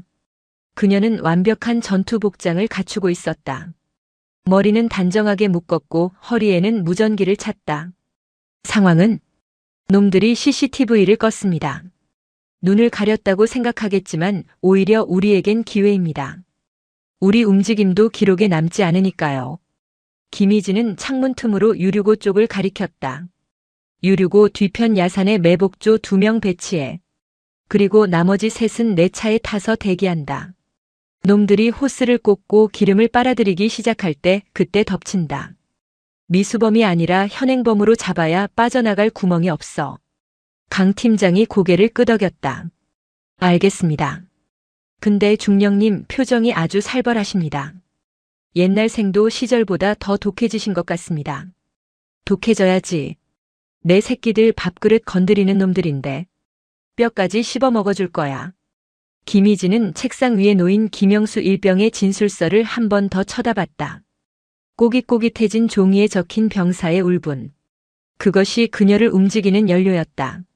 새벽 2시. 달빛조차 구름에 가려진 칠흑 같은 어둠 속 인제의 산바람 소리만이 스산하게 울려 퍼졌다. 부대 후문 초소의 차단기가 스르르 올라갔다. 전조등을 끈 5톤 민간 유조차 한 대가 유령처럼 부대 안으로 미끄러져 들어왔다. 트럭은 익숙한 듯 수송부 안쪽 깊숙이 위치한 유류고 앞으로 향했다. 그곳에는 이미 박상철 소령과 최만식 원사가 기다리고 있었다. 김 사장, 왜 이렇게 늦었어? 빨리빨리 움직여. 박소령이 낮은 목소리로 재촉했다. 유조차 운전석에서 대성정비 김 사장이 내렸다. 아따, 오는 길에 고라니가 튀어나와서 시겁했네. 물건은 확실히 준비된 거죠? 두말하면 잔소리지. 빨리 호스나 연결해. 최 원사가 유류 탱크의 잠금 장치를 풀었다. 철컥하는 소리가 고요한 부대에 유난히 크게 울렸다. 그들은 굵은 호스를 군용 유류 탱크에 꽂고 펌프를 가동했다. 저음의 모터 소리가 깔리기 시작했다. 경유 특유의 매캐한 냄새가 코를 찔렀다. 군용 면세유가 민간 트럭으로 콸콸 쏟아져 들어갔다. 그 액체는 단순한 기름이 아니었다. 국민의 혈세였고 전시의 병사들이 타고 나가야 할 생명줄이었다. 소리 좋다. 이게 다 돈이 얼마야? 박소령이 탐욕스러운 눈빛으로 호스를 바라봤다. 김 사장은 품 안에서 두툼한 서류 봉투 2개를 꺼냈다. 자, 약속한 잔금입니다. 이번엔 500장씩 깔끔하게 현찰로 준비했습니다. 5만원권이라 부피도 작아요. 역시 김 사장 센스 있어. 다음엔 타이어 쪽도 좀 더 늘려보자고. 창고에 쌓아두면 뭐해. 썩기 전에 현금화해야지. 박소령과 최 원사는 봉투를 받아들고 입이 귀에 걸렸다. 그들은 돈을 세어보느라 정신이 팔려 있었다. 그때였다. 유류고 뒤편 숲속에서 부스럭거리는 소리가 났다. 쉿, 무슨 소리 안 들렸어? 최 원사가 동작을 멈추고 숲 쪽을 노려봤다. 박소령도 긴장하여 봉투를 품에 숨겼다. 정적이 흘렀다. 고란이겠지. 여기 산 짐승 천지잖아. 쫄지 마, 행보관. 대대장도 없고 당직 사관도 자빠져 자는데 누가 우릴 봐? 박소령이 대수롭지 않게 넘겼다. 그들은 다시 낄낄거리며 담배에 불을 붙였다. 하지만 그 고라니는 야간 투시경을 착용한 CID 요원들이었다. 그들은 10m 거리 덤불 속에 엎드려 초고감도 카메라로 돈 봉투가 오가는 장면과 호스가 연결된 장면을 프레임 단위로 찍고 있었다. 무전기 이어폰을 낀 김희진의 귀에 요원의 목소리가 들려왔다. 타깃, 금품 수수 확인. 주유 80% 진행 중. 덮칠까요? 김희진은 어둠 속에 세워둔 자신의 SUV 안에서 핸들을 꽉 쥐었다. 아니, 호스 뺄 때까지 기다려. 놈들이 작전용 훈련 중이었다고 발뺌 못하게 기름이 민간 트럭에 완전히 들어간 걸 확인하고 덮친다. 시간이 영원처럼 흘렀다. 마침내 모터 소리가 멈추고 김 사장이 호스를 정리하기 시작했다. 박소령이 김 사장의 어깨를 두드리며 작별 인사를 건넸다. 수고했어. 내려가서 소주나 한잔하자고. 완벽한 범죄의 성공을 자축하려는 순간이었다. 자, 그럼 우린 이만. 김 사장이 트럭에 오르려는 찰나였다. 번쩍. 부대 구석 어둠 속에 숨어있던 SUV의 하이빔이 켜졌다. 강력한 LED 불빛이 박소령과 최원사, 김 사장을 정통으로 비췄다. 아, 뭐야? 세 사람은 비명을 지르며 눈을 가렸다. 갑작스러운 빛에 시야가 하얗게 멀어버렸다. SUV가 맹렬한 기세로 달려와 그들의 앞을 가로막았다. 차 문이 열리고 전투복을 입은 김희진이 천천히 걸어 나왔다. 그녀의 그림자가 하이빔 불빛을 받아 거대하게 길어지며 세 사람을 덮쳤다. 박상철 소령, 최만식 원사. 아주 부지런하네. 새벽 2시에 유류고 점검이라도 나왔나? 김희진의 목소리는 차분했지만 그 안에 서린 냉기는 영하 20도의 인제 날씨보다 더 차가웠다. 박소령은 눈을 껌뻑거리며 상황을 파악하려 애썼다. 네. 대대장님, 여기 어떻게? 아니, 몸도 안 좋으신 분이. 아파서 누워있으라고. 그래서 내 놈들이 내 부대 곳간을 다 털어먹는 동안 눈 감고 있으라고. 김희진이 한 발짝 더 다가갔다. 최 원사는 사색이 되어 뒷걸음질 치다 유류 호스에 걸려 넘어졌다. 품에 있던 돈 봉투가 바닥에 떨어지며 5만 원권 지폐 뭉치가 흙바닥에 흩어졌다. 이게. 최 원사가 허둥지둥 돈을 주워 담으려 했지만 손이 떨려 잡히지 않았다. 박소령은 억지로 표정을 관리하며 소리쳤다. 이건 오해입니다. 대대장님, 이거 비상급유 훈련 중이었습니다. 김 사장이 훈련 협조해 준 거고요. 저 돈은 훈련 수당. 비상급유 훈련? 훈련 계획서에도 없고 당직 사령한테 보고도 안 된 훈련을 민간 트럭 불러서 현찰 주고받으면서 하나? 그리고 저 차는 들어올 땐 빈 차였는데 나갈 땐 왜 꽉 차 있을까? 박소령은 말문이 막혔다. 그는 궁지에 몰린 쥐처럼 김 사장을 쳐다봤지만 김 사장은 이미 차 뒤에 숨어 벌벌 떨고 있었다. 김희진, 너 이럴 거야? 내가 누군 줄 알아? 나 3사단장님 조카야. 내가 감히 나를 건드리고 무사할 것 같아? 결국 박소령은 계급장과 인맥을 들먹이며 본색을 드러냈다. 그래. 잘났네. 근데 어쩌지? 여긴 군대고 내가 내 지휘관이야. 그리고 김희진이 손가락을 튕겼다. 체포해. 그 말과 동시에 숲속과 차량 뒤편에서 CID 요원들이 쏟아져 나왔다. 국방부 검찰단 광역수사대입니다. 박상철, 최만식, 김영철. 군용물 절도 업무상 횡령, 뇌물수수 혐의로 긴급 체포합니다. 이거 나. 이거 안 나. 야, 나 소령이야. 너네 어디 소속이야? 박소령이 발버둥 쳤지만 특수훈련을 받은 수사관들에게는 상대가 되지 않았다. 순식간에 팔이 뒤로 꺾이고 차가운 수갑이 채워졌다. 으악, 내 팔. 바닥에 처박힌 박소령의 얼굴이 흙투성이가 되었다. 그는 고개를 들어 김희진을 노려봤다. 너 후회할 거야. 내가 가만 안 둬. 여자라고 봐줬더니. 김희진은 흙바닥에 널브러진 박소령 앞에 쪼그리고 앉았다. 그리고 그의 귀에 대고 나직이 아주 또렷하게 속삭였다.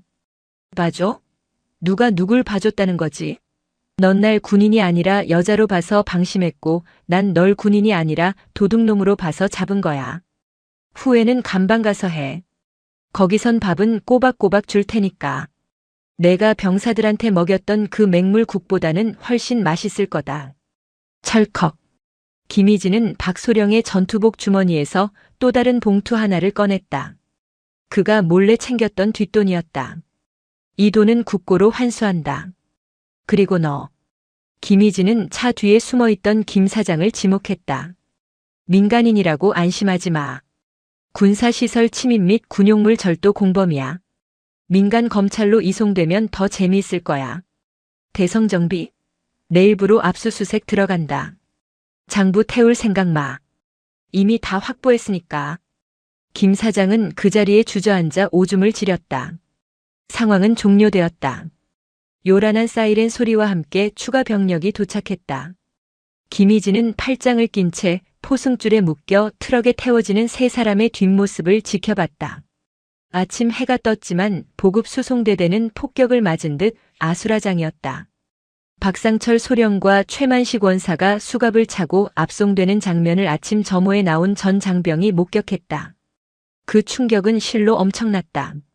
대대의 실세이자 왕으로 군림하던 그들이 하루아침에 범죄자로 전락해 끌려가는 모습은 병사들에게는 경악이자 동시에 묘한 쾌감을 주었다. 오전 9시 대대장실.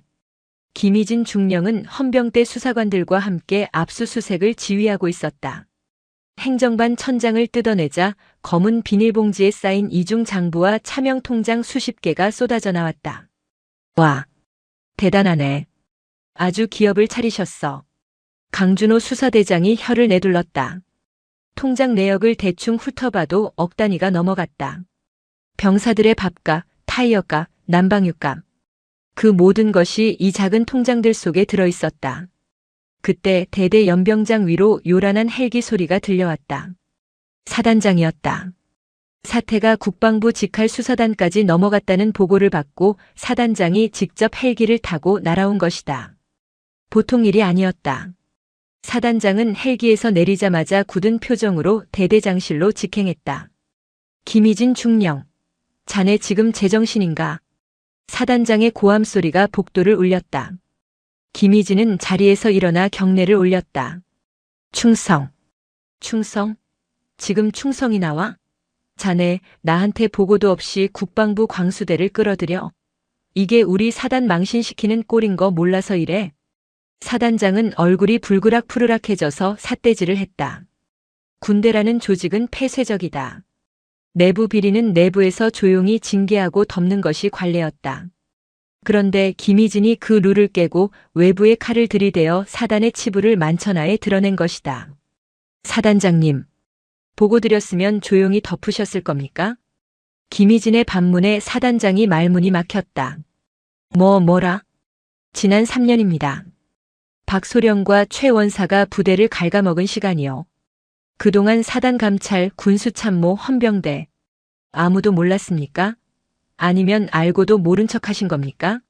제가 확인한 바로는 사단 군수처 간부들도 정기적으로 상납받은 정황이 있습니다. 이 사람이 지금 누굴 의심하는 거야? 의심이 아니라 확신입니다. 사단장님, 제 부하가 죽을 뻔했습니다. 재생 타이어가 터지고 브레이크가 파열돼서 낭떠러지로 떨어질 뻔했습니다. 병사들 밥상엔 맹물 소금국이 올라갑니다. 이게 사단 망신입니까? 이걸 덮는 게 진짜 망신 아닙니까? 김희진의 목소리는 떨리지 않았다. 그녀는 책상 위에 놓인 김영수 일병의 찢어진 정비복 조각과 썩은 식자재 사진들을 사단장 앞으로 밀었다.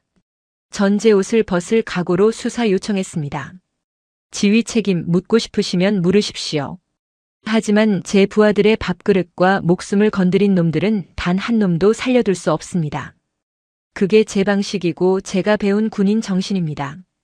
사단장은 김희진의 눈을 피하지 못했다. 그 눈에는 진급에 목매는 정치 군인의 눈빛이 아닌 진짜 야전 지휘관의 서슬 퍼런 도끼가 서려 있었다. 사단장은 한참 동안 사진들을 내려다보다가 깊은 한숨을 내쉬었다. 알았다. 수사 성역 없이 진행해. 사단 참모들이 연루됐건 누가 연루됐건 싹 다 잡아들여. 대신 대대 정상화 못 시키면 자네도 옷 벗을 각오해. 감사합니다. 정상화는 제 목숨 걸고 완수하겠습니다. 사단장이 돌아가자 김희진은 의자에 주저앉았다. 긴장이 풀리며 손이 떨려왔다. 하지만 쉴 틈이 없었다. 이제 썩은 살을 도려냈으니 새 살이 돋게 해야 했다. 강 팀장 계속해. 민간업체 대성정비랑 강원유통도 지금 바로 털어. 장부 한 장이라도 태우게 두면 안 돼. 라저.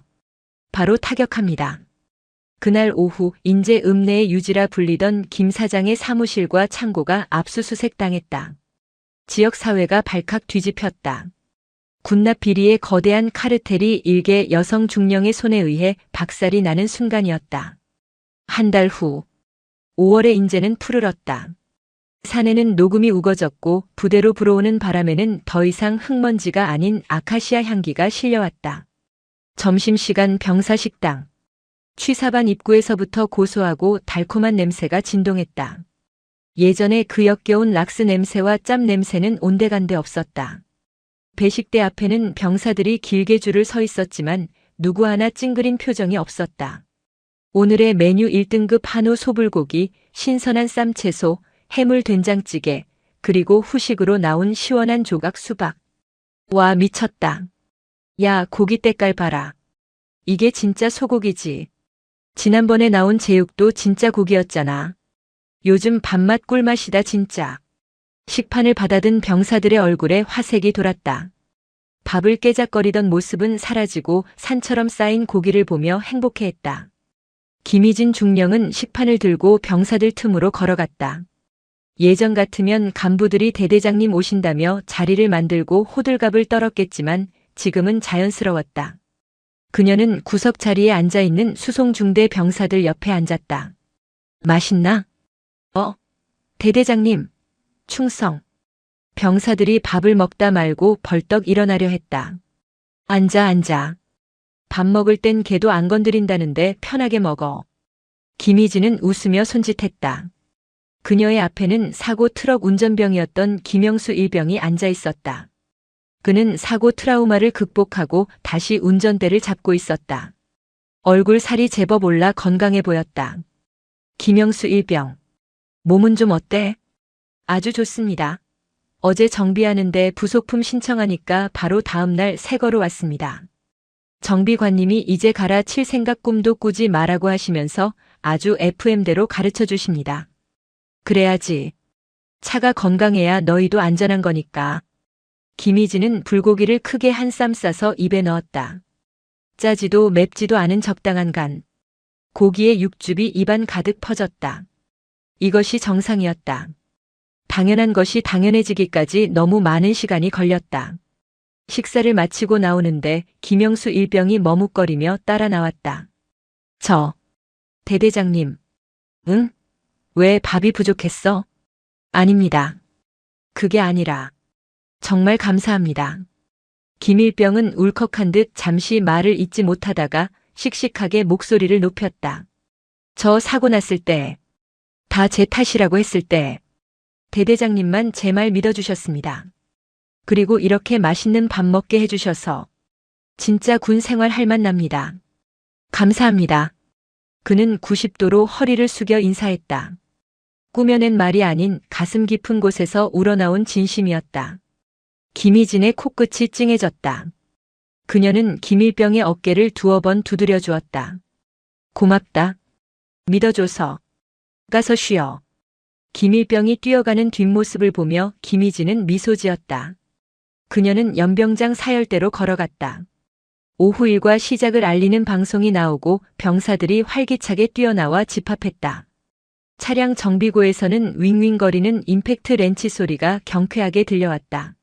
모든 것이 톱니바퀴처럼 정상적으로 힘차게 돌아가고 있었다. 그때 멀리서 신임작전과장과 행보관이 달려왔다.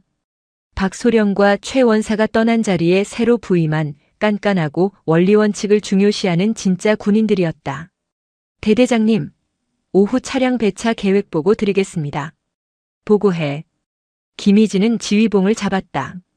손에 잡힌 지휘봉의 무게가 예전과는 다르게 느껴졌다. 그것은 권력의 무게가 아니라 저 수백 명의 아이들을 먹이고 입히고 지켜야 하는 책임의 무게였다. 바람이 불어왔다. 인제의 바람은 여전히 거칠었지만 그 속에 더 이상 부패의 악취는 섞여 있지 않았다. 여자가 뭘 아냐고? 김희진은 속으로 되뇌었다. 그래. 나는 꼼꼼하게 따지고 집요하게 파고들고 내 식구 밥그릇은 목숨 걸고 지키는 여자다. 그래서 내가 너희들의 지휘관이다. 그녀는 모자를 고쳐 쓰고 당당하게 연병장 중앙으로 걸어나갔다. 그녀의 등 뒤로 정예보급 선봉수송이라는 구호가 햇살을 받아번쩍였다. 이것은 영웅담이 아니었다. 그저 할 일을 제대로 한 군인의 아주 상식적인 이야기의 끝이었다. 아줌마, 오해하지 마세요. 이게 다 군대식 사랑의 매. 뭐 그런 겁니다. 휴가 나온 말년 병장이 면회 온 엄마 앞에서 아들의 뒤통수를 후려칩니다. 심지어 뻔뻔하게 아들의 주머니를 뒤지기 시작하는데요.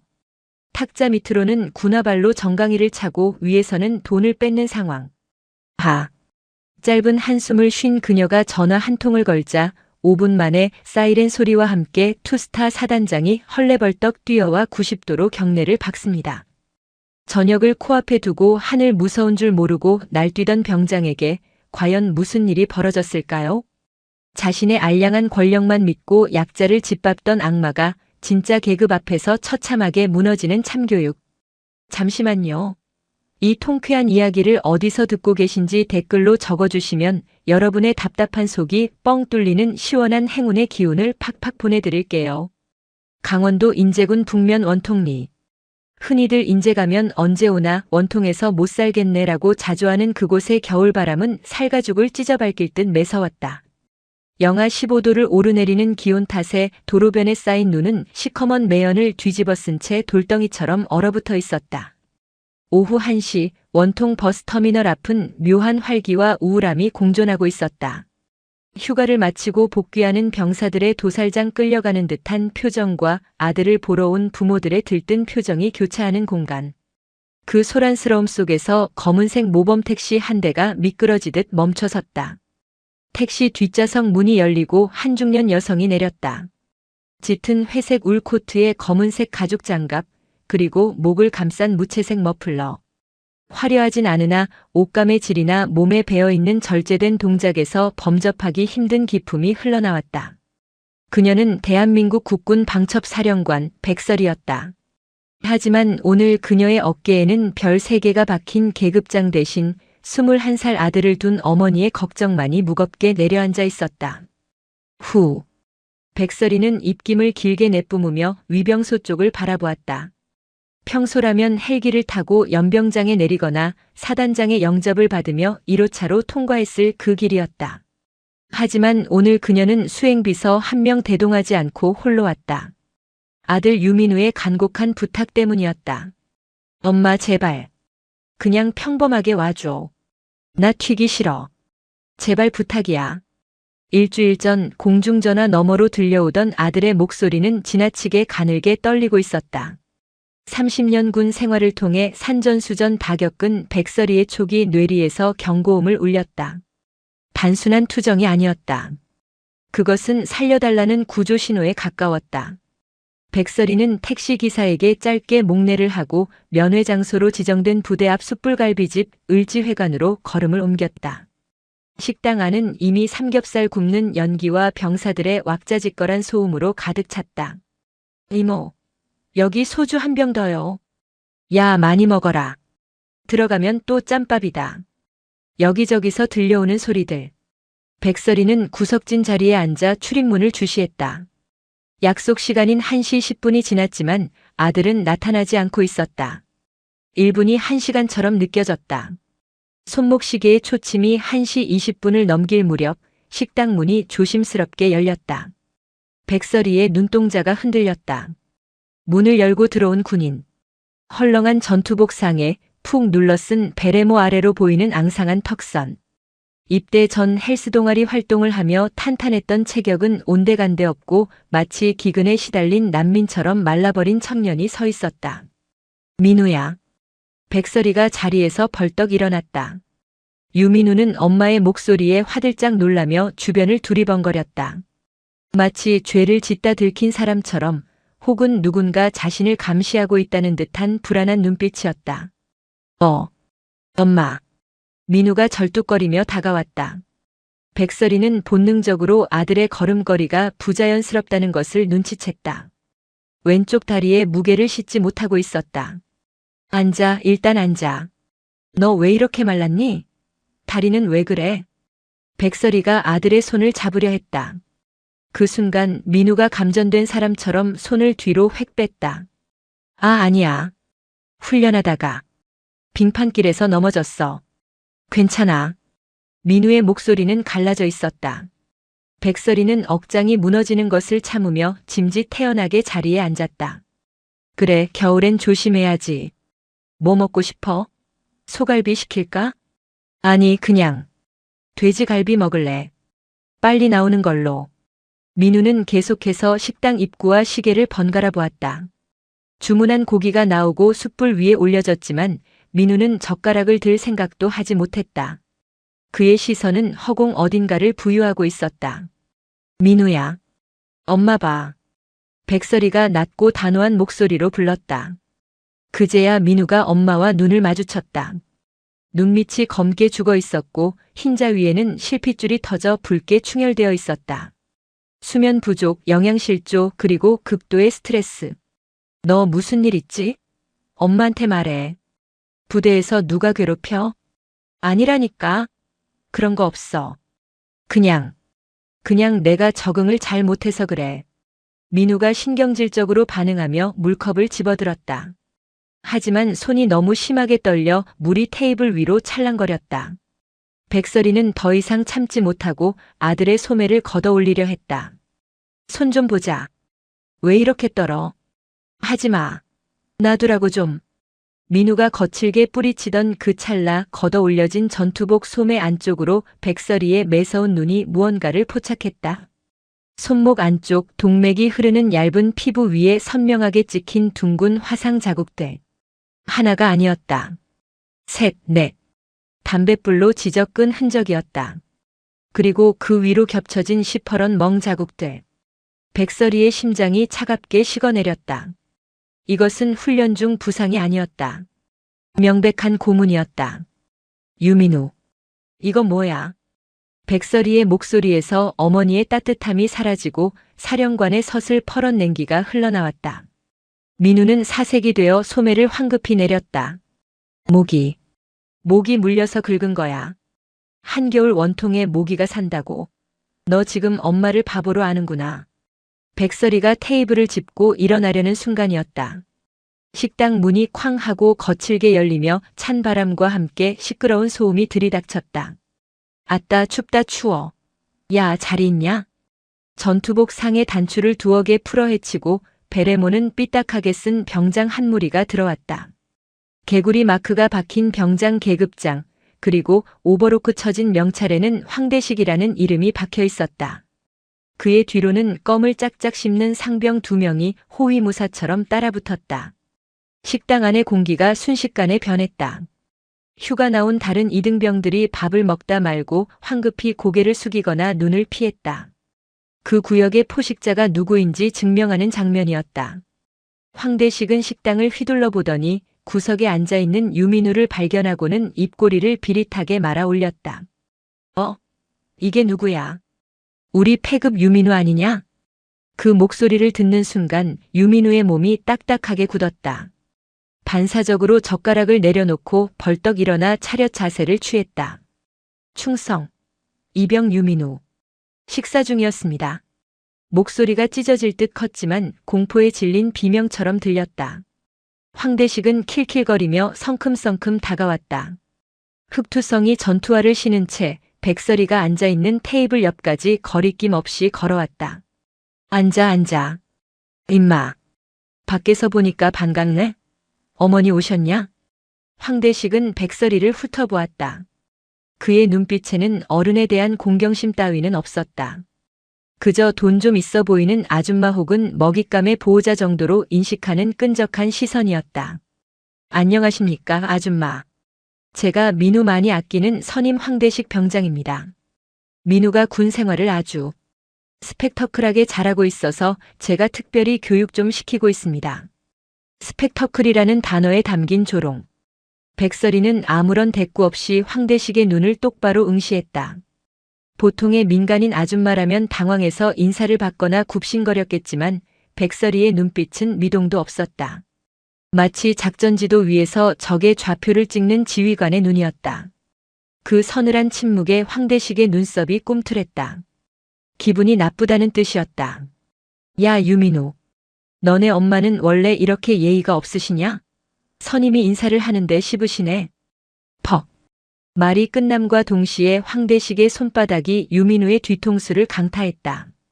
둔탁한 타격음이 고깃집의 소음을 뚫고 백설이의 귀에 꽂혔다. 민우의 고개가 앞으로 꺾이며 베레모가 벗겨져 숯불 불판 옆으로 굴러떨어졌다.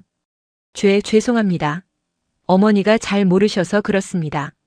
민우가 황급히 베레모를 주워들며 고개를 조아렸다. 덜덜 떨리는 손, 터질 듯 붉어진 얼굴, 그리고 눈가에 맺힌 눈물. 아들은 엄마가 보는 앞에서 짐승보다 못한 취급을 당하고 있었다. 황대식은 아예 민우의 옆자리에 털썩 주저앉았다. 그러고는 백설이를 보며 뻔뻔하게 웃었다. 아줌마, 오해하지 마세요. 이게 다 군대식 사랑의 매, 뭐 그런 겁니다. 민우가 좀 굼뜨거든요. 아, 배고픈데 고기 좀 같이 먹어도 되죠? 황대식은 대답도 듣지 않고 민우의 앞접시에 놓인 잘 익은 돼지갈비 한 점을 손가락으로 집어 자신의 입에 쳐넣었다. 쩝쩝거리는 소리가 유난히 크게 들렸다. 백설이는 테이블 아래로 주먹을 꽉 쥐었다. 손톱이 살을 파고들어 피가 배어나올 지경이었다. 그녀의 머릿속에서 인내라는 퓨즈가 끊어지기 일보 직전이었다. 맛있네. 야, 민우야, 지갑 꺼내봐. 황대식이 우물거리며 손을 내밀었다. 네? 지갑 말입니까? 새끼야. 나올 때 담배 다 펴서 한갑 사야 되는데 현금이 없네. 너네 엄마한테 용돈 좀 받았을 거 아냐? 빨리 내놔. 형 복귀 시간 얼마 안 남았다. 갈취. 그것도 부모 앞에서. 이것은 단순한 괴롭힘이 아니었다. 민우를 인간으로 보지 않는다는 명백한 증거였다. 민우가 쭈뼛거리며 주머니에서 꼬깃꼬깃한 10,000원짜리 몇 장을 꺼내려 하자 황대식이 민우의 손목을 낚아채며 인상을 썼다. 아니, 지갑을 통째로 달라고. 답답하게 구네 진짜. 황대식이 민우의 전투복 상의 주머니로 손을 쑥 집어넣었다.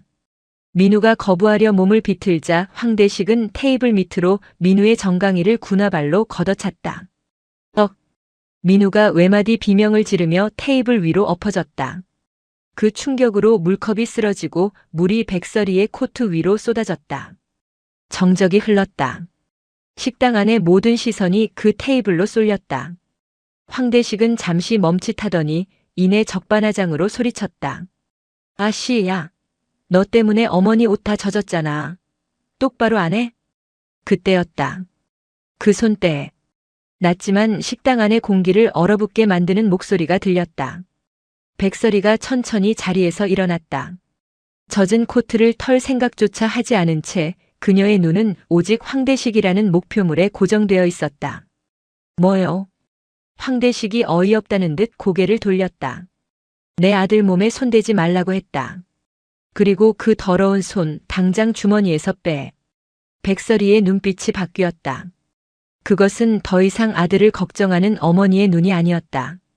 국가 안보를 위협하는 간첩을 색출하여 신문실 의자에 앉혀놓고 내려다보는 방첩 사령관의 눈빛이었다. 너 이름이 황대식이라고 했나? 백설이가 한 걸음 다가갔다. 그 기세에 눌려 황대식의 뒤에 서 있던 상병들이 저도 모르게 뒷걸음질 쳤다. 지금 이 순간부터 내 군 생활은 내가 끝장낸다. 원통의 칼바람보다 더 차가운 선전포고였다. 지금 이 순간부터 내 군 생활은 내가 끝장낸다. 백설이의 선전포고는 갈빗집의 소음을 뚫고 황대식의 고막에 정확히 꽂혔다. 하지만 그 경고는 황대식에게 위협이 아닌 코미디로 받아들여졌다. 그는 잠시 멍하니 있다가 배를 잡고 낄낄거리기 시작했다. 푸하하. 야, 들었냐? 이 아줌마가 내 군 생활을 끝장내신단다. 와, 진짜 요새 아줌마들 드라마를 너무 많이 보셨네.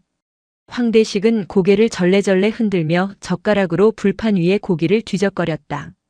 그 모습은 흡사사파리 투어버스를 공격하는 원숭이처럼 상대가 얼마나 위험한 존재인지 전혀 인지하지 못한 채 날뛰는 꼴이었다. 아줌마, 여기가 사회인 줄 아세요? 여기는 강원도 인제군 원통입니다. 민간인 통제구역 코앞이라고요. 당신이 밖에서 뭐 학부모회 회장을 하든 부녀회장을 하든 여기선 제가 법이고 제가 왕입니다. 아시겠어요? 황대식은 들고 있던 소주잔을 바닥에 팍 소리나게 쏟아버렸다. 튀어오른 소주 방울이 백설이의 구두를 적셨다. 명백한 도발이었다. 어머니, 제발요. 그만하세요. 제가 잘못했어요. 유민우가 사색이 되어 백설이의 팔을 붙잡았다. 아들의 손은 얼음장처럼 차가웠고 땀으로 축축했다. 민우야, 비켜라. 엄마 제발. 나 부대 들어가서 죽는 꼴 보고 싶어서 그래. 황 병장님 죄송합니다. 저희 어머니가 갱년기라 감정 조절이 잘 안 되셔서. 민우는 울먹이며 황대식에게 고개를 숙였다. 살기 위해 엄마를 미친 사람 취급해야 하는 아들의 비참함. 백설이의 가슴 속에서 뜨거운 용암이 치솟았다. 이것은 단순한 모욕을 넘어선 인격살인이었다. 황대식은 턱을 괴고 그 광경을 즐겼다. 야 유민우, 너 효자다. 근데 어쩌냐? 내 엄마가 선을 넘으셨네. 너 오늘 복귀하면 알지? 세탁실로 바로 튀어와라. 세탁기 안에 좀 들어가 있어야겠다. 세탁기 안에 사람을 넣는다. 그것은 12사단 내 악습 중에서도 가장 악랄한 고문이었다. 좁은 통 안에 사람을 구겨넣고 물을 뿌리는 짓거리. 백설이는 더 이상 대화가 통할 상대가 아님을 직감했다. 그녀는 핸드백을 열었다. 스마트폰을 꺼내는 손동작에는 한치의 망설임도 없었다. 신고하시게? 하세요 해. 일일이 누르시든가 아니면 국방 헬프콜 1303 누르시든가. 그거 눌러봤자 조사 나오는 헌병 수사관 형님, 나랑 호영호제하는 사이다. 내가 누군지 알아? 황대식은 의자를 박차고 일어났다. 위협적인 덩치로 백설이를 내려다보며 윽박질렀다. 이 아줌마가 진짜 황대식이 손을 들어 올리는 신용을 했다. 민우가 비명을 지르며 엄마 앞을 막아섰다. 하지만 백설이는 눈 하나 깜짝하지 않고 단축번호 1번을 길게 눌렀다. 통화 연결음이 울리기도 전에 상대방이 전화를 받았다. 충성, 비서실장입니다. 수화기 너머로 들려오는 절도 있는 목소리. 백설이는 황대식의 눈을 똑바로 쳐다보며 아주 낮고 또렷한 발음으로 명령을 내렸다. 나다. 방첩사령관 중장 백설이다. 현재 위치 12사단 앞 을지회관. 지금 즉시 12사단장, 헌병대장, 감찰참모 전원 집합시켜. 전시 상황에 준하는 속도로 이동하라고 전해. 5분 준다. 뚝. 전화를 끊는 소리가 유난히 크게 울렸다. 식당 안의 공기가 미묘하게 변했다. 방첩사령관 중장 전시 상황. 일상적인 대화에서는 절대 나올 수 없는 단어들이었다. 게다가 백설이가 내뿜는 기세는 방금 전까지의 아줌마와는 차원이 달랐다. 30년간 수천 명의 부하를 지휘하며 굳어진 뼛속까지 군인인 사람만이 낼 수 있는 살기 어린 위압감. 황대식은 순간 멈칫했다. 본능적인 공포가 뒷덜미를 스쳤지만 그는 애써 그것을 무시했다. 참나. 연기 대상감이네. 방첩사령관, 중장, 아줌마 2스타 3스타가 무슨 동네계 이름인 줄 아세요? 어디서 사기칠 걸 쳐야지. 황대식은 억지 웃음을 터뜨리며 주변을 둘러봤다. 야, 봤냐? 우리 민우 어머니가 연기 지망생이셨나봐. 2스타를 5분 안에 부르신단다. 야, 5분 뒤에 아무도 안 오면 아줌마가 우리 술값 다 내는 겁니다. 오케이? 그때였다. 밖에서 날카로운 사이렌 소리가 들려오기 시작했다. 에엥, 에엥. 하나가 아니었다. 멀리서부터 겹쳐 들려오는 사이렌 소리는 순식간에 가까워지더니 고막을 찢을 듯한 굉음으로 변했다. 을지회관 주차장이 순식간에 아수라장이 되었다. 황대식의 얼굴에서 웃음기가 싹 사라졌다. 창가에 앉아있던 다른 면회객들이 웅성거리며 일어났다. 뭐야? 무슨 일 났어? 저거. 사단장 성판 아니야? 황대식은 떨리는 다리를 이끌고 창가로 다가갔다. 그리고 자신의 눈을 의심했다. 붉은색 성판에 별 2개가 선명한 검은색 세단, 그 뒤를 따르는 헌병대 순찰차 3대 그리고 무장병력을 태운 5분 대기조 트럭까지. 12사단 본부의 핵심 전력이 고작 고깃집 하나를 포위하고 있었다. 설마. 황대식의 입술이 파르르 떨렸다. 뒤에 있던 상병들은 이미 얼굴이 하얗게 질려 뒷문으로 도망칠 구멍을 찾고 있었다. 식당 출입문이 부서질 듯 열렸다. 전원 동작 그만. 그대로 대기. 헌병들이 들이닥치며 식당 내부를 장악했다. 그리고 그들 사이로 정모가 삐뚤어질 정도로 급하게 달려온 중년의 남자가 들어왔다. 왼쪽 가슴에 달린 휘장과 어깨에 계급장이 번쩍였다. 제12보병 사단장 최철민 소장이었다. 최 소장은 거친 숨을 몰아쉬며 식당 안을 두리번거렸다. 그리고 구석에 서 있는 회색 코트를 입은 여성을 발견하자마자 눈이 튀어나올 듯 커졌다. 그는 주저없이 달려와 백설이 앞에 섰다. 쾅! 발을 구르는 소리가 식당 바닥을 울렸다. 충성! 제12보병 사단장 소장 최철민, 사령관님의 방문을 신고합니다. 그 순간 황대식의 세상이 무너져 내렸다. 식당 안은 진공 상태가 된 듯 정적이 흘렀다. 숯불 타는 소리와 사단장의 거친 숨소리만이 들려왔다. 황대식은 입을 떡 벌린 채 그 광경을 지켜보았다. 자신이 하늘처럼, 아니 신처럼 여기던 사단장이 고작 이등병의 엄마에게 식은땀을 흘리며 부동자세로 경례를 하고 있었다. 다리에 힘이 풀렸다. 무릎뼈가 서로 부딪히며 딱딱거리는 소리를 냈다. 백설이는 천천히 자리에서 일어났다. 그녀는 경례를 받아주지 않았다. 대신 차갑게 가라앉은 눈으로 최철민 소장을 내려다보았다. 최 소장, 자네 부대 관리를 아주 훌륭하게 하더군.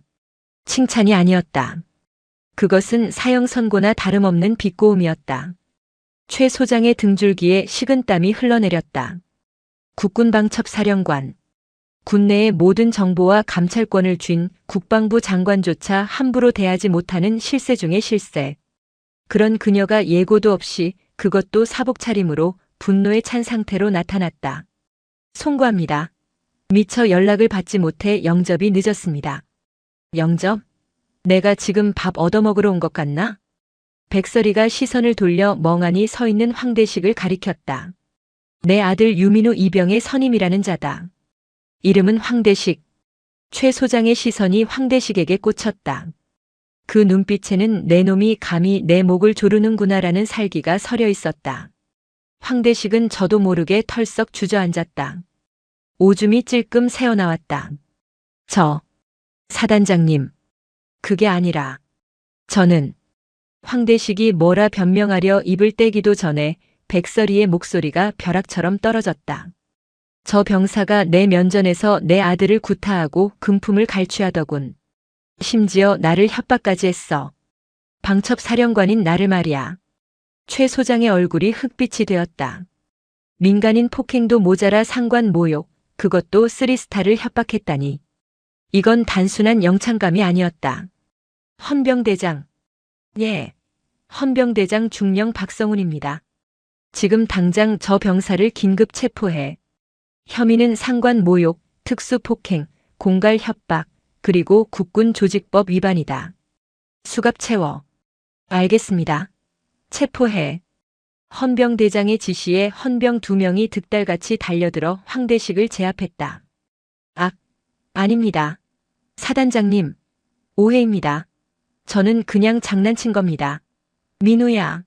말 좀 해봐. 장난이었다고. 황대식은 바닥에 얼굴이 지시겨진 채로 발버둥 치며 유민우를 찾았다. 하지만 유민우는 백설이의 등 뒤에서 떨고 있을 뿐이었다. 입 닥쳐. 내 놈이 감히 어디서 주둥이를 놀려. 최 소장이 버럭 소리를 질렀다.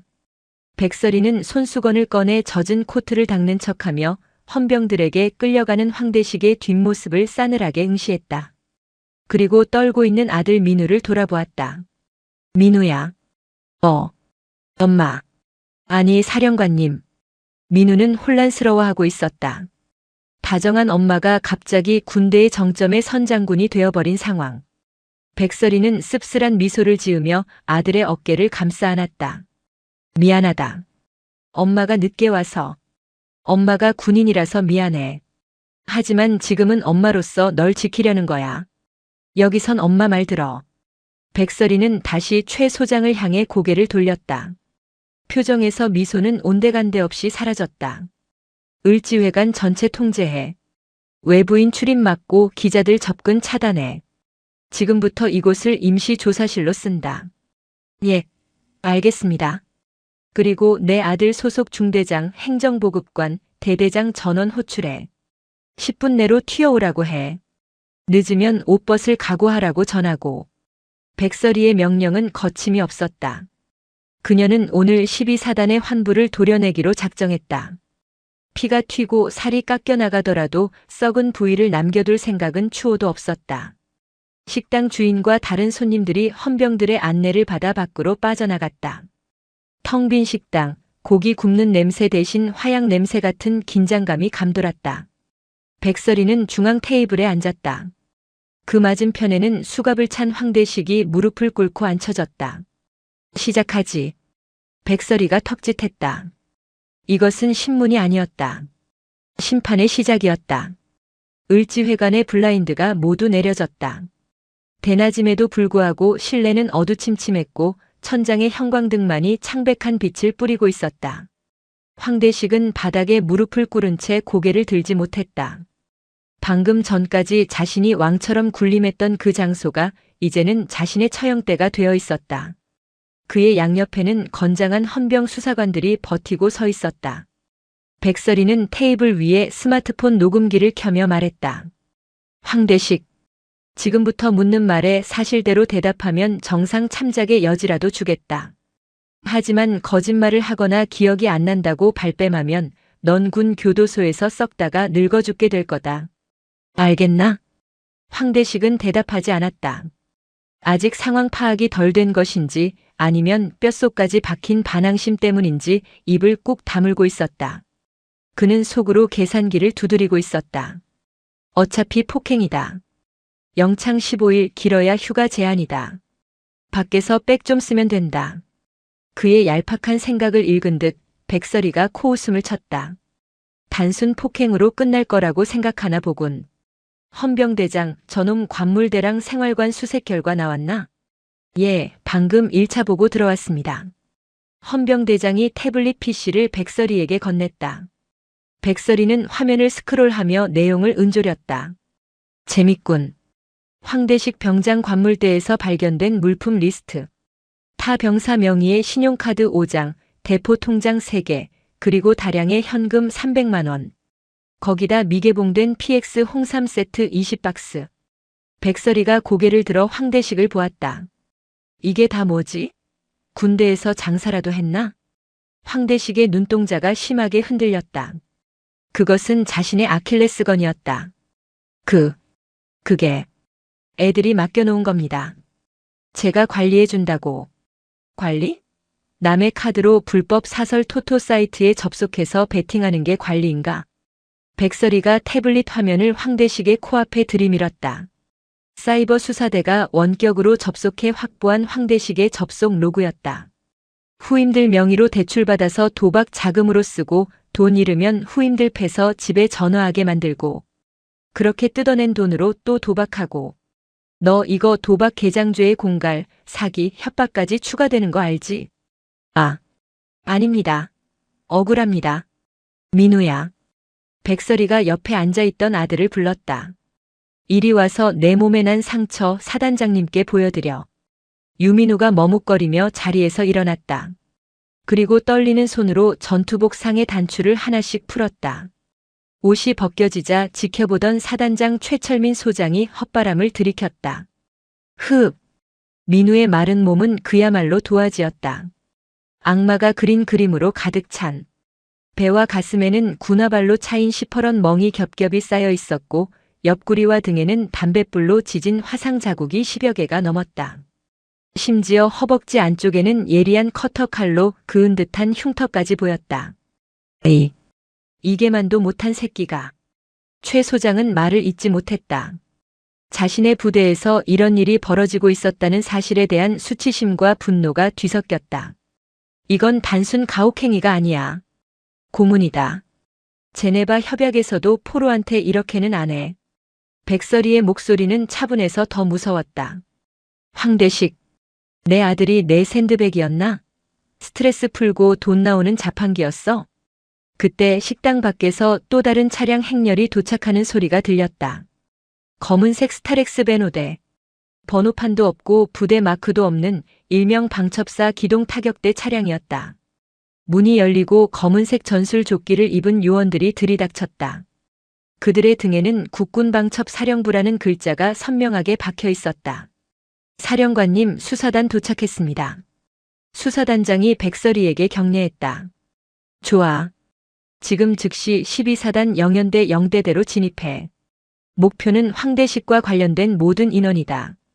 동기, 후임, 그리고 이를 방조한 간부들까지 싹 다 잡아들여. 압수수색 영장은 국방부 장관 승인받아서 날아오고 있으니까 선조치 후보고해. 예, 알겠습니다. 요원들이 썰물처럼 빠져나갔다. 그 모습을 보며 황대식은 비로소 깨달았다. 자신이 건드린 것은 단순한 이등병의 엄마가 아니라 대한민국 군대라는 거대한 시스템 그 자체라는 것을. 먹이사슬의 최상위 포식자가 진짜 이빨을 드러낸 순간 하위 포식자는 그저 한 끼 식사거리에 불과했다. 자, 이제 시작이야. 2라운드 가자. 백설이는 싸늘하게 웃으며 다음 타깃을 지목했다.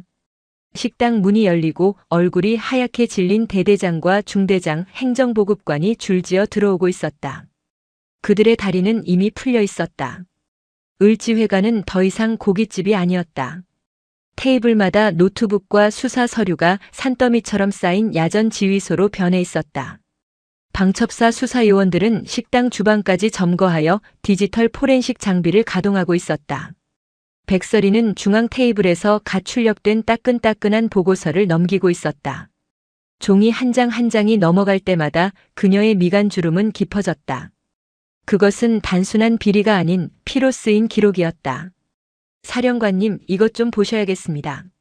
수사단장 김대령이 낡은 서류철 하나를 들고 다가왔다. 표지에는 202X년 부대 사건 사고 처리부라고 적혀 있었고 대외비 도장이 희미하게 찍혀 있었다. 6개월 전 황대식 병장이 소속된 3중대에서 발생한 계단 실족 사고 기록입니다. 백설이가 서류를 받아들었다. 일병 박정훈. 야간 점호 준비 중 급하게 이동하다가 계단에서 발을 헛디뎌 굴러떨어짐. 좌측 대퇴골 복합골절 및 십자인대 파열. 의병 제대 조치. 겉보기엔 흔한 군대 내 안전사고였다. 하지만 백설이의 눈은 첨부된 엑스레이 사진과 군의관 소견서의 작은 글씨를 놓치지 않았다. 김대령. 사람이 계단에서 구르면 본능적으로 어떻게 되지? 팔을 뻗어 머리나 몸을 보호하려 합니다. 손목이나 팔꿈치에 타박상이 남는 게 일반적입니다. 그런데 이 엑스레이를 봐. 상체는 너무 깨끗해. 마치 차렷 자세로 떨어진 것처럼. 다리만 박살이 났어. 백설이의 목소리가 낮게 깔렸다. 이건 실수로 구른 게 아니야. 누군가 뒤에서 밀었거나 아니면 더 이상 맞기 싫어서 스스로 뛰어내린 거지. 수사단장이 침통한 표정으로 고개를 끄덕였다. 맞습니다.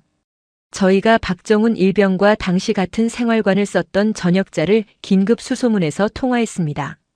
증언이 나왔습니다. 수사단장이 녹음 파일을 재생했다. 스피커를 통해 떨리는 목소리가 흘러나왔다.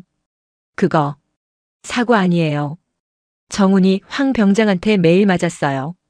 그날도 점호 청소 똑바로 안 했다고 화장실로 끌려가서 나오면서 울더라고요. 다리가 부러져서라도 집에 가고 싶다고. 차라리 병신이 되는 게 낫다고. 을지회관 안에 무거운 정적이 감돌았다. 살기 위해 스스로 다리를 부러뜨려야 했던 21살 청년의 절규. 그리고 그걸 알면서도 안전사고로 덮어버린 지휘관들. 백설이는 입술을 깨물었다. 피맛이 났다. 더 있어? 또 덮은 거 뭐 있나? 하나 더 있습니다. 3개월 전 이등병이 국방 헬프콜에 황대식의 가혹행위를 신고한 적이 있습니다. 그런데 수사단장이 태블릿 화면을 띄웠다. 인트라넷 망에 남아있는 로그 기록이었다. 신고가 접수된 지 30분 만에 삭제되었습니다. 그리고 신고자였던 김민수 이병은 일주일 뒤에 최전방 GOP 대대로 전출되었습니다. 명분은 전투병력 보강이었지만 사실상 유배였습니다. 백설이의 주먹이 테이블을 쾅 내리쳤다. 신고자를 보호하기는커녕 쫓아내. 내부 고발자를 제거해서 입을 막아. 이게 대한민국 육군이야? 조폭 집단이지. 그녀의 분노는 극에 달했다. 신고가 묵살되고 신고자가 사라지는 것을 본 병사들은 학습했을 것이다. 신고해봤자 나만 죽는다. 아무도 나를 도와주지 않는다. 그 절망적인 침묵이 황대식이라는 괴물을 키운 자양분이었다. 백설이는 옆에 서 있던 12사단장 최철민 소장을 노려보았다. 최 소장은 고개를 들지 못했다. 사색이 된 얼굴로 식은땀만 흘리고 있었다. 최 소장. 자네 부대 감찰참모, 인사참모, 그리고 저 기록에 도장 찍은 군의관까지 싹 다 불러. 이건 직무유기가 아니라 범죄은닉이야. 공범이라고. 예, 알겠습니다. 당장 소환하겠습니다. 그리고 그 다리 부러진 박정훈 일병, 지금 민간인이겠지만 찾아가. 치료비, 보상금, 아니 사죄를 털어서라도 배상해. 국방부 차원에서도 소송 걸어서 배상받게 해줄 테니까. 백설이는 다시 아들 민우를 바라보았다. 민우는 구석에서 헌병이 건네준 핫초코를 마시고 있었지만 여전히 불안해 보였다. 만약 오늘 자신이 오지 않았다면 민우도 저 서류 속의 이름 중 하나가 되었을 것이다. 원인 미상의 사고 혹은 군 복무 부적응 자살. 생각만 해도 끔찍했다. 백설이는 다시 한번 다짐했다. 이 썩은 판을 완전히 갈아엎지 않으면 제2, 제3의 유민우는 계속 나올 것이라고. 오후 4시. 해가 뉘엿뉘엿 넘어가며 인제의 산자락에 긴 그림자를 들이울 무렵 삼중대장 김대위와 행정보급관 이 상사가 헌병들에게 양팔이 붙들린 채 을지회관으로 끌려왔다. 두 사람은 억울하다는 표정으로 땀을 뻘뻘 흘리고 있었다. 특히 배가 나온 행정보급관은 씩씩거리며 소리쳤다. 아니, 이게 무슨 짓입니까? 제가 뭘 잘못했다고. 애들끼리 싸운 걸 가지고 간부한테 이러면 됩니까? 앉아. 백설이의 짧은 명령. 두 간부는 강제로 의자에 앉혀졌다. 그들 앞에는 백설이와 사단장 최철민, 그리고 포승줄에 묶인 황대식이 있었다. 사단장님. 중대장입니다. 이거 정말 오해입니다. 황 병장이 좀 거칠긴 해도 애가 리더십이 있어서 중대를 잘 이끌었습니다. 훈련 성적도 좋고요. 김대위가 최 소장에게 매달리듯 변명했다. 하지만 최 소장은 싸늘하게 외면했다. 입 다물어. 내 놈이 말하는 리더십이 후임병 갈취하고 패는 거냐? 아니, 그게 아니라. 요즘 애들이 워낙 말을 안 들어서 군기 잡으려면 어쩔 수 없이. 이 상사. 백설이가 행정보급관을 불렀다. 예, 사령관님. 자네 황대식 병장이랑 아주 각별한 사이더군. 황 병장 휴가 나갈 때마다 자네 차로 터미널까지 태워주고. 백설이가 서류 한 장을 툭 던졌다. 황대식의 계좌 내역이었다. 황대식이 후임들한테 뜯은 돈 중에 일부가 자네 차명 계좌로 들어갔어. 매달 30만 원씩. 명목은 회식비 지원이라는데 그 돈으로 자네가 회식 한 번이라도 시켜준 적 있나? 이 상사의 눈동자가 지진 난 듯 흔들렸다. 그게 애들이 고생하니까 제가 고기 사주려고 모아둔 겁니다. 나중에 저녁할 때 주려고. 거짓말. 구석에서 유민우가 소리쳤다. 모두의 시선이 민우에게 쏠렸다. 민우는 떨고 있었지만 더 이상 물러서지 않았다. 행보관님. 제가 황 병장님한테 맞아서 코피 흘리고 있을 때 지나가면서 보셨잖아요. 적당히 해라, 피 묻으면 귀찮다라고 하셨잖아요. 그리고 황 병장님이 준 양주 행정반에서 둘이 나눠 마시는 거 제가 봤습니다. 이 새끼가 미쳤나? 야, 너 이등병이 어디서 간부한테. 이 상사가 벌떡 일어나려다 헌병에게 제압당해 어깨가 꺾였다. 백설이가 천천히 걸어와 이 상사의 코앞에 섰다. 병사가 병사를 괴롭히는 건 폭력이다.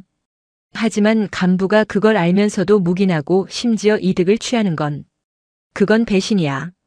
내 놈들이 입고 있는 그 군복에 대한 배신이고 자네들을 믿고 자식을 보낸 부모들에 대한 배신이다. 백설이의 시선이 김대위에게로 옮겨갔다. 중대장, 자네는 마음의 편지함 10쇠 가지고 있지? 민우가 쓴 편지 읽었나? 읽고도 찢어버렸지. 귀찮으니까. 부대 시끄러워지면 진급 막히니까. 황 병장이 알아서 군기 잡아주니까 편해서. 김대위는 고개를 푹 숙였다. 더 이상 변명의 여지가 없었다. 너희 둘 지금 이 시간부로 보직 해임이다. 헌병대 압송에서 구속 수사해. 뇌물수수, 직무유기, 가혹행위 교사 및 방조. 군 검찰에서 징역 5년 이상 구형하도록 내가 직접 지시하겠다. 연금? 기대하지 마. 퇴직금도 없을 줄 알아. 사령관님, 잘못했습니다. 한 번만 봐주십시오. 처자식이 있습니다. 이 상사가 바닥에 머리를 찌우며 울부짖었다.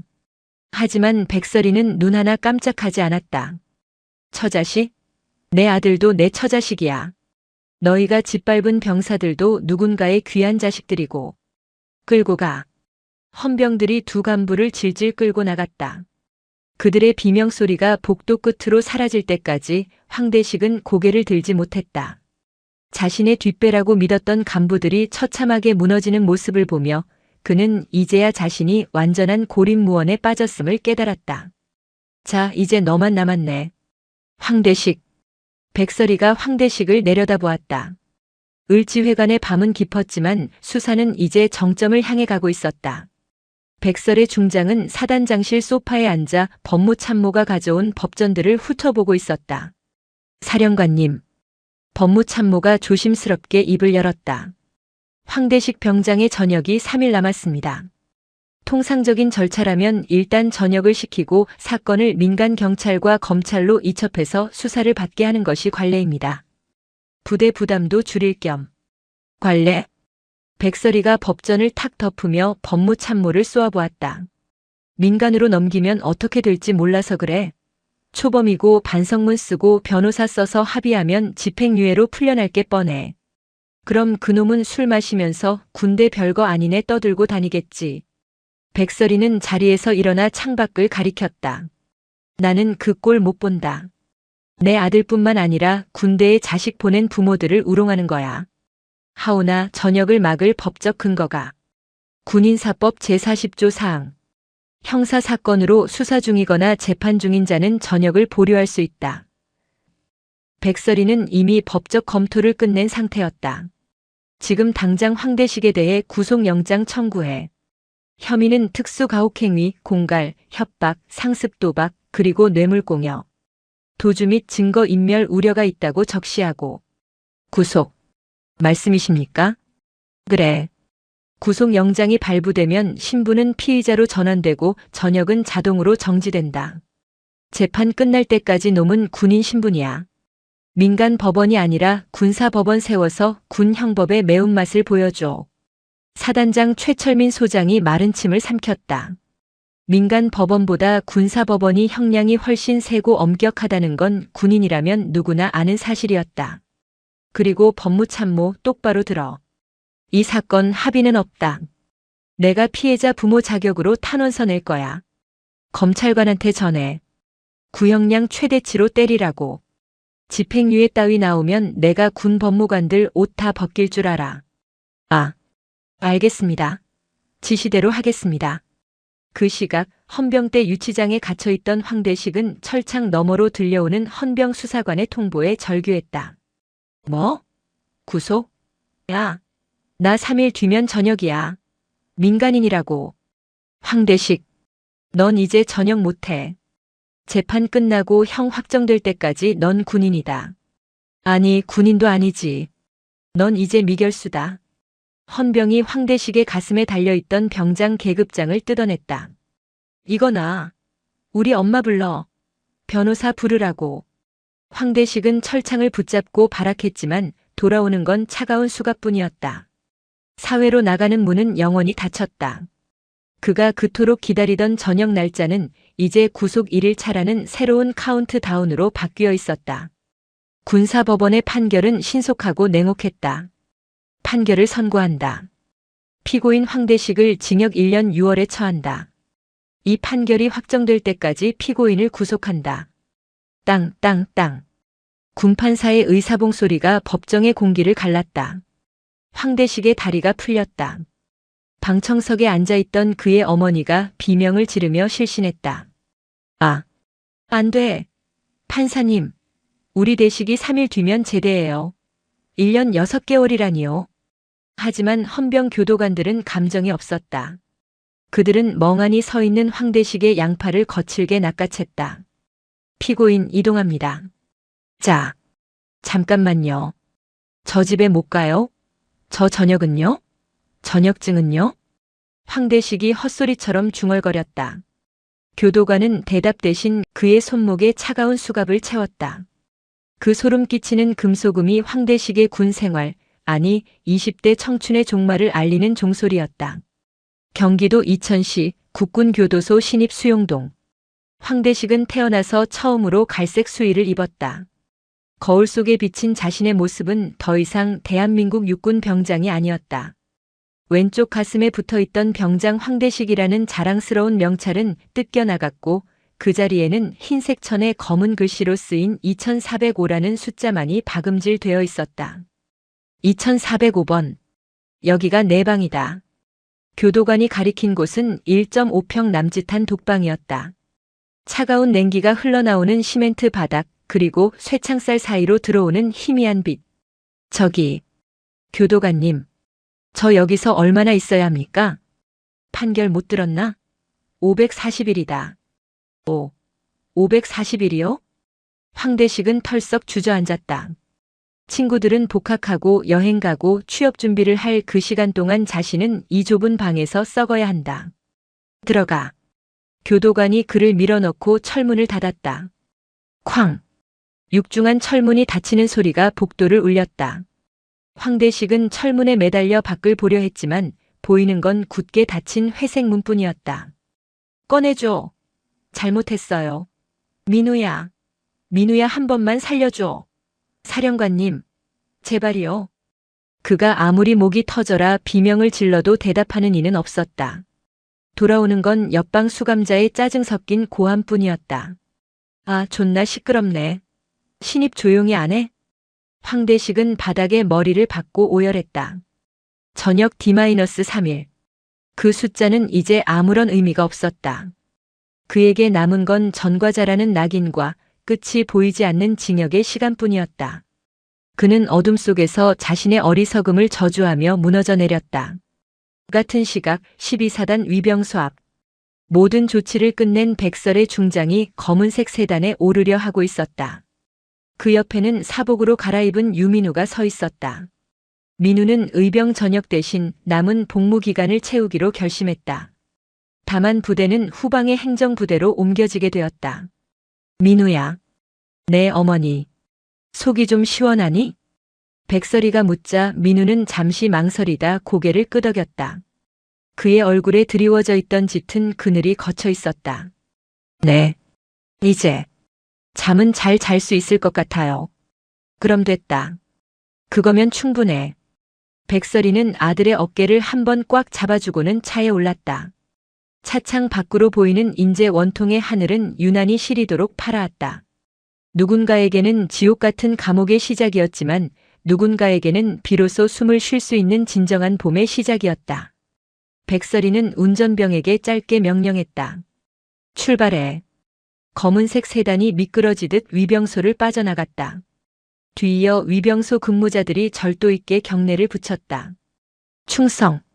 그 힘찬 구호 소리가 원통의 골짜기에 메아리 쳤다. 정의는 지켜졌고 악은 격리되었다.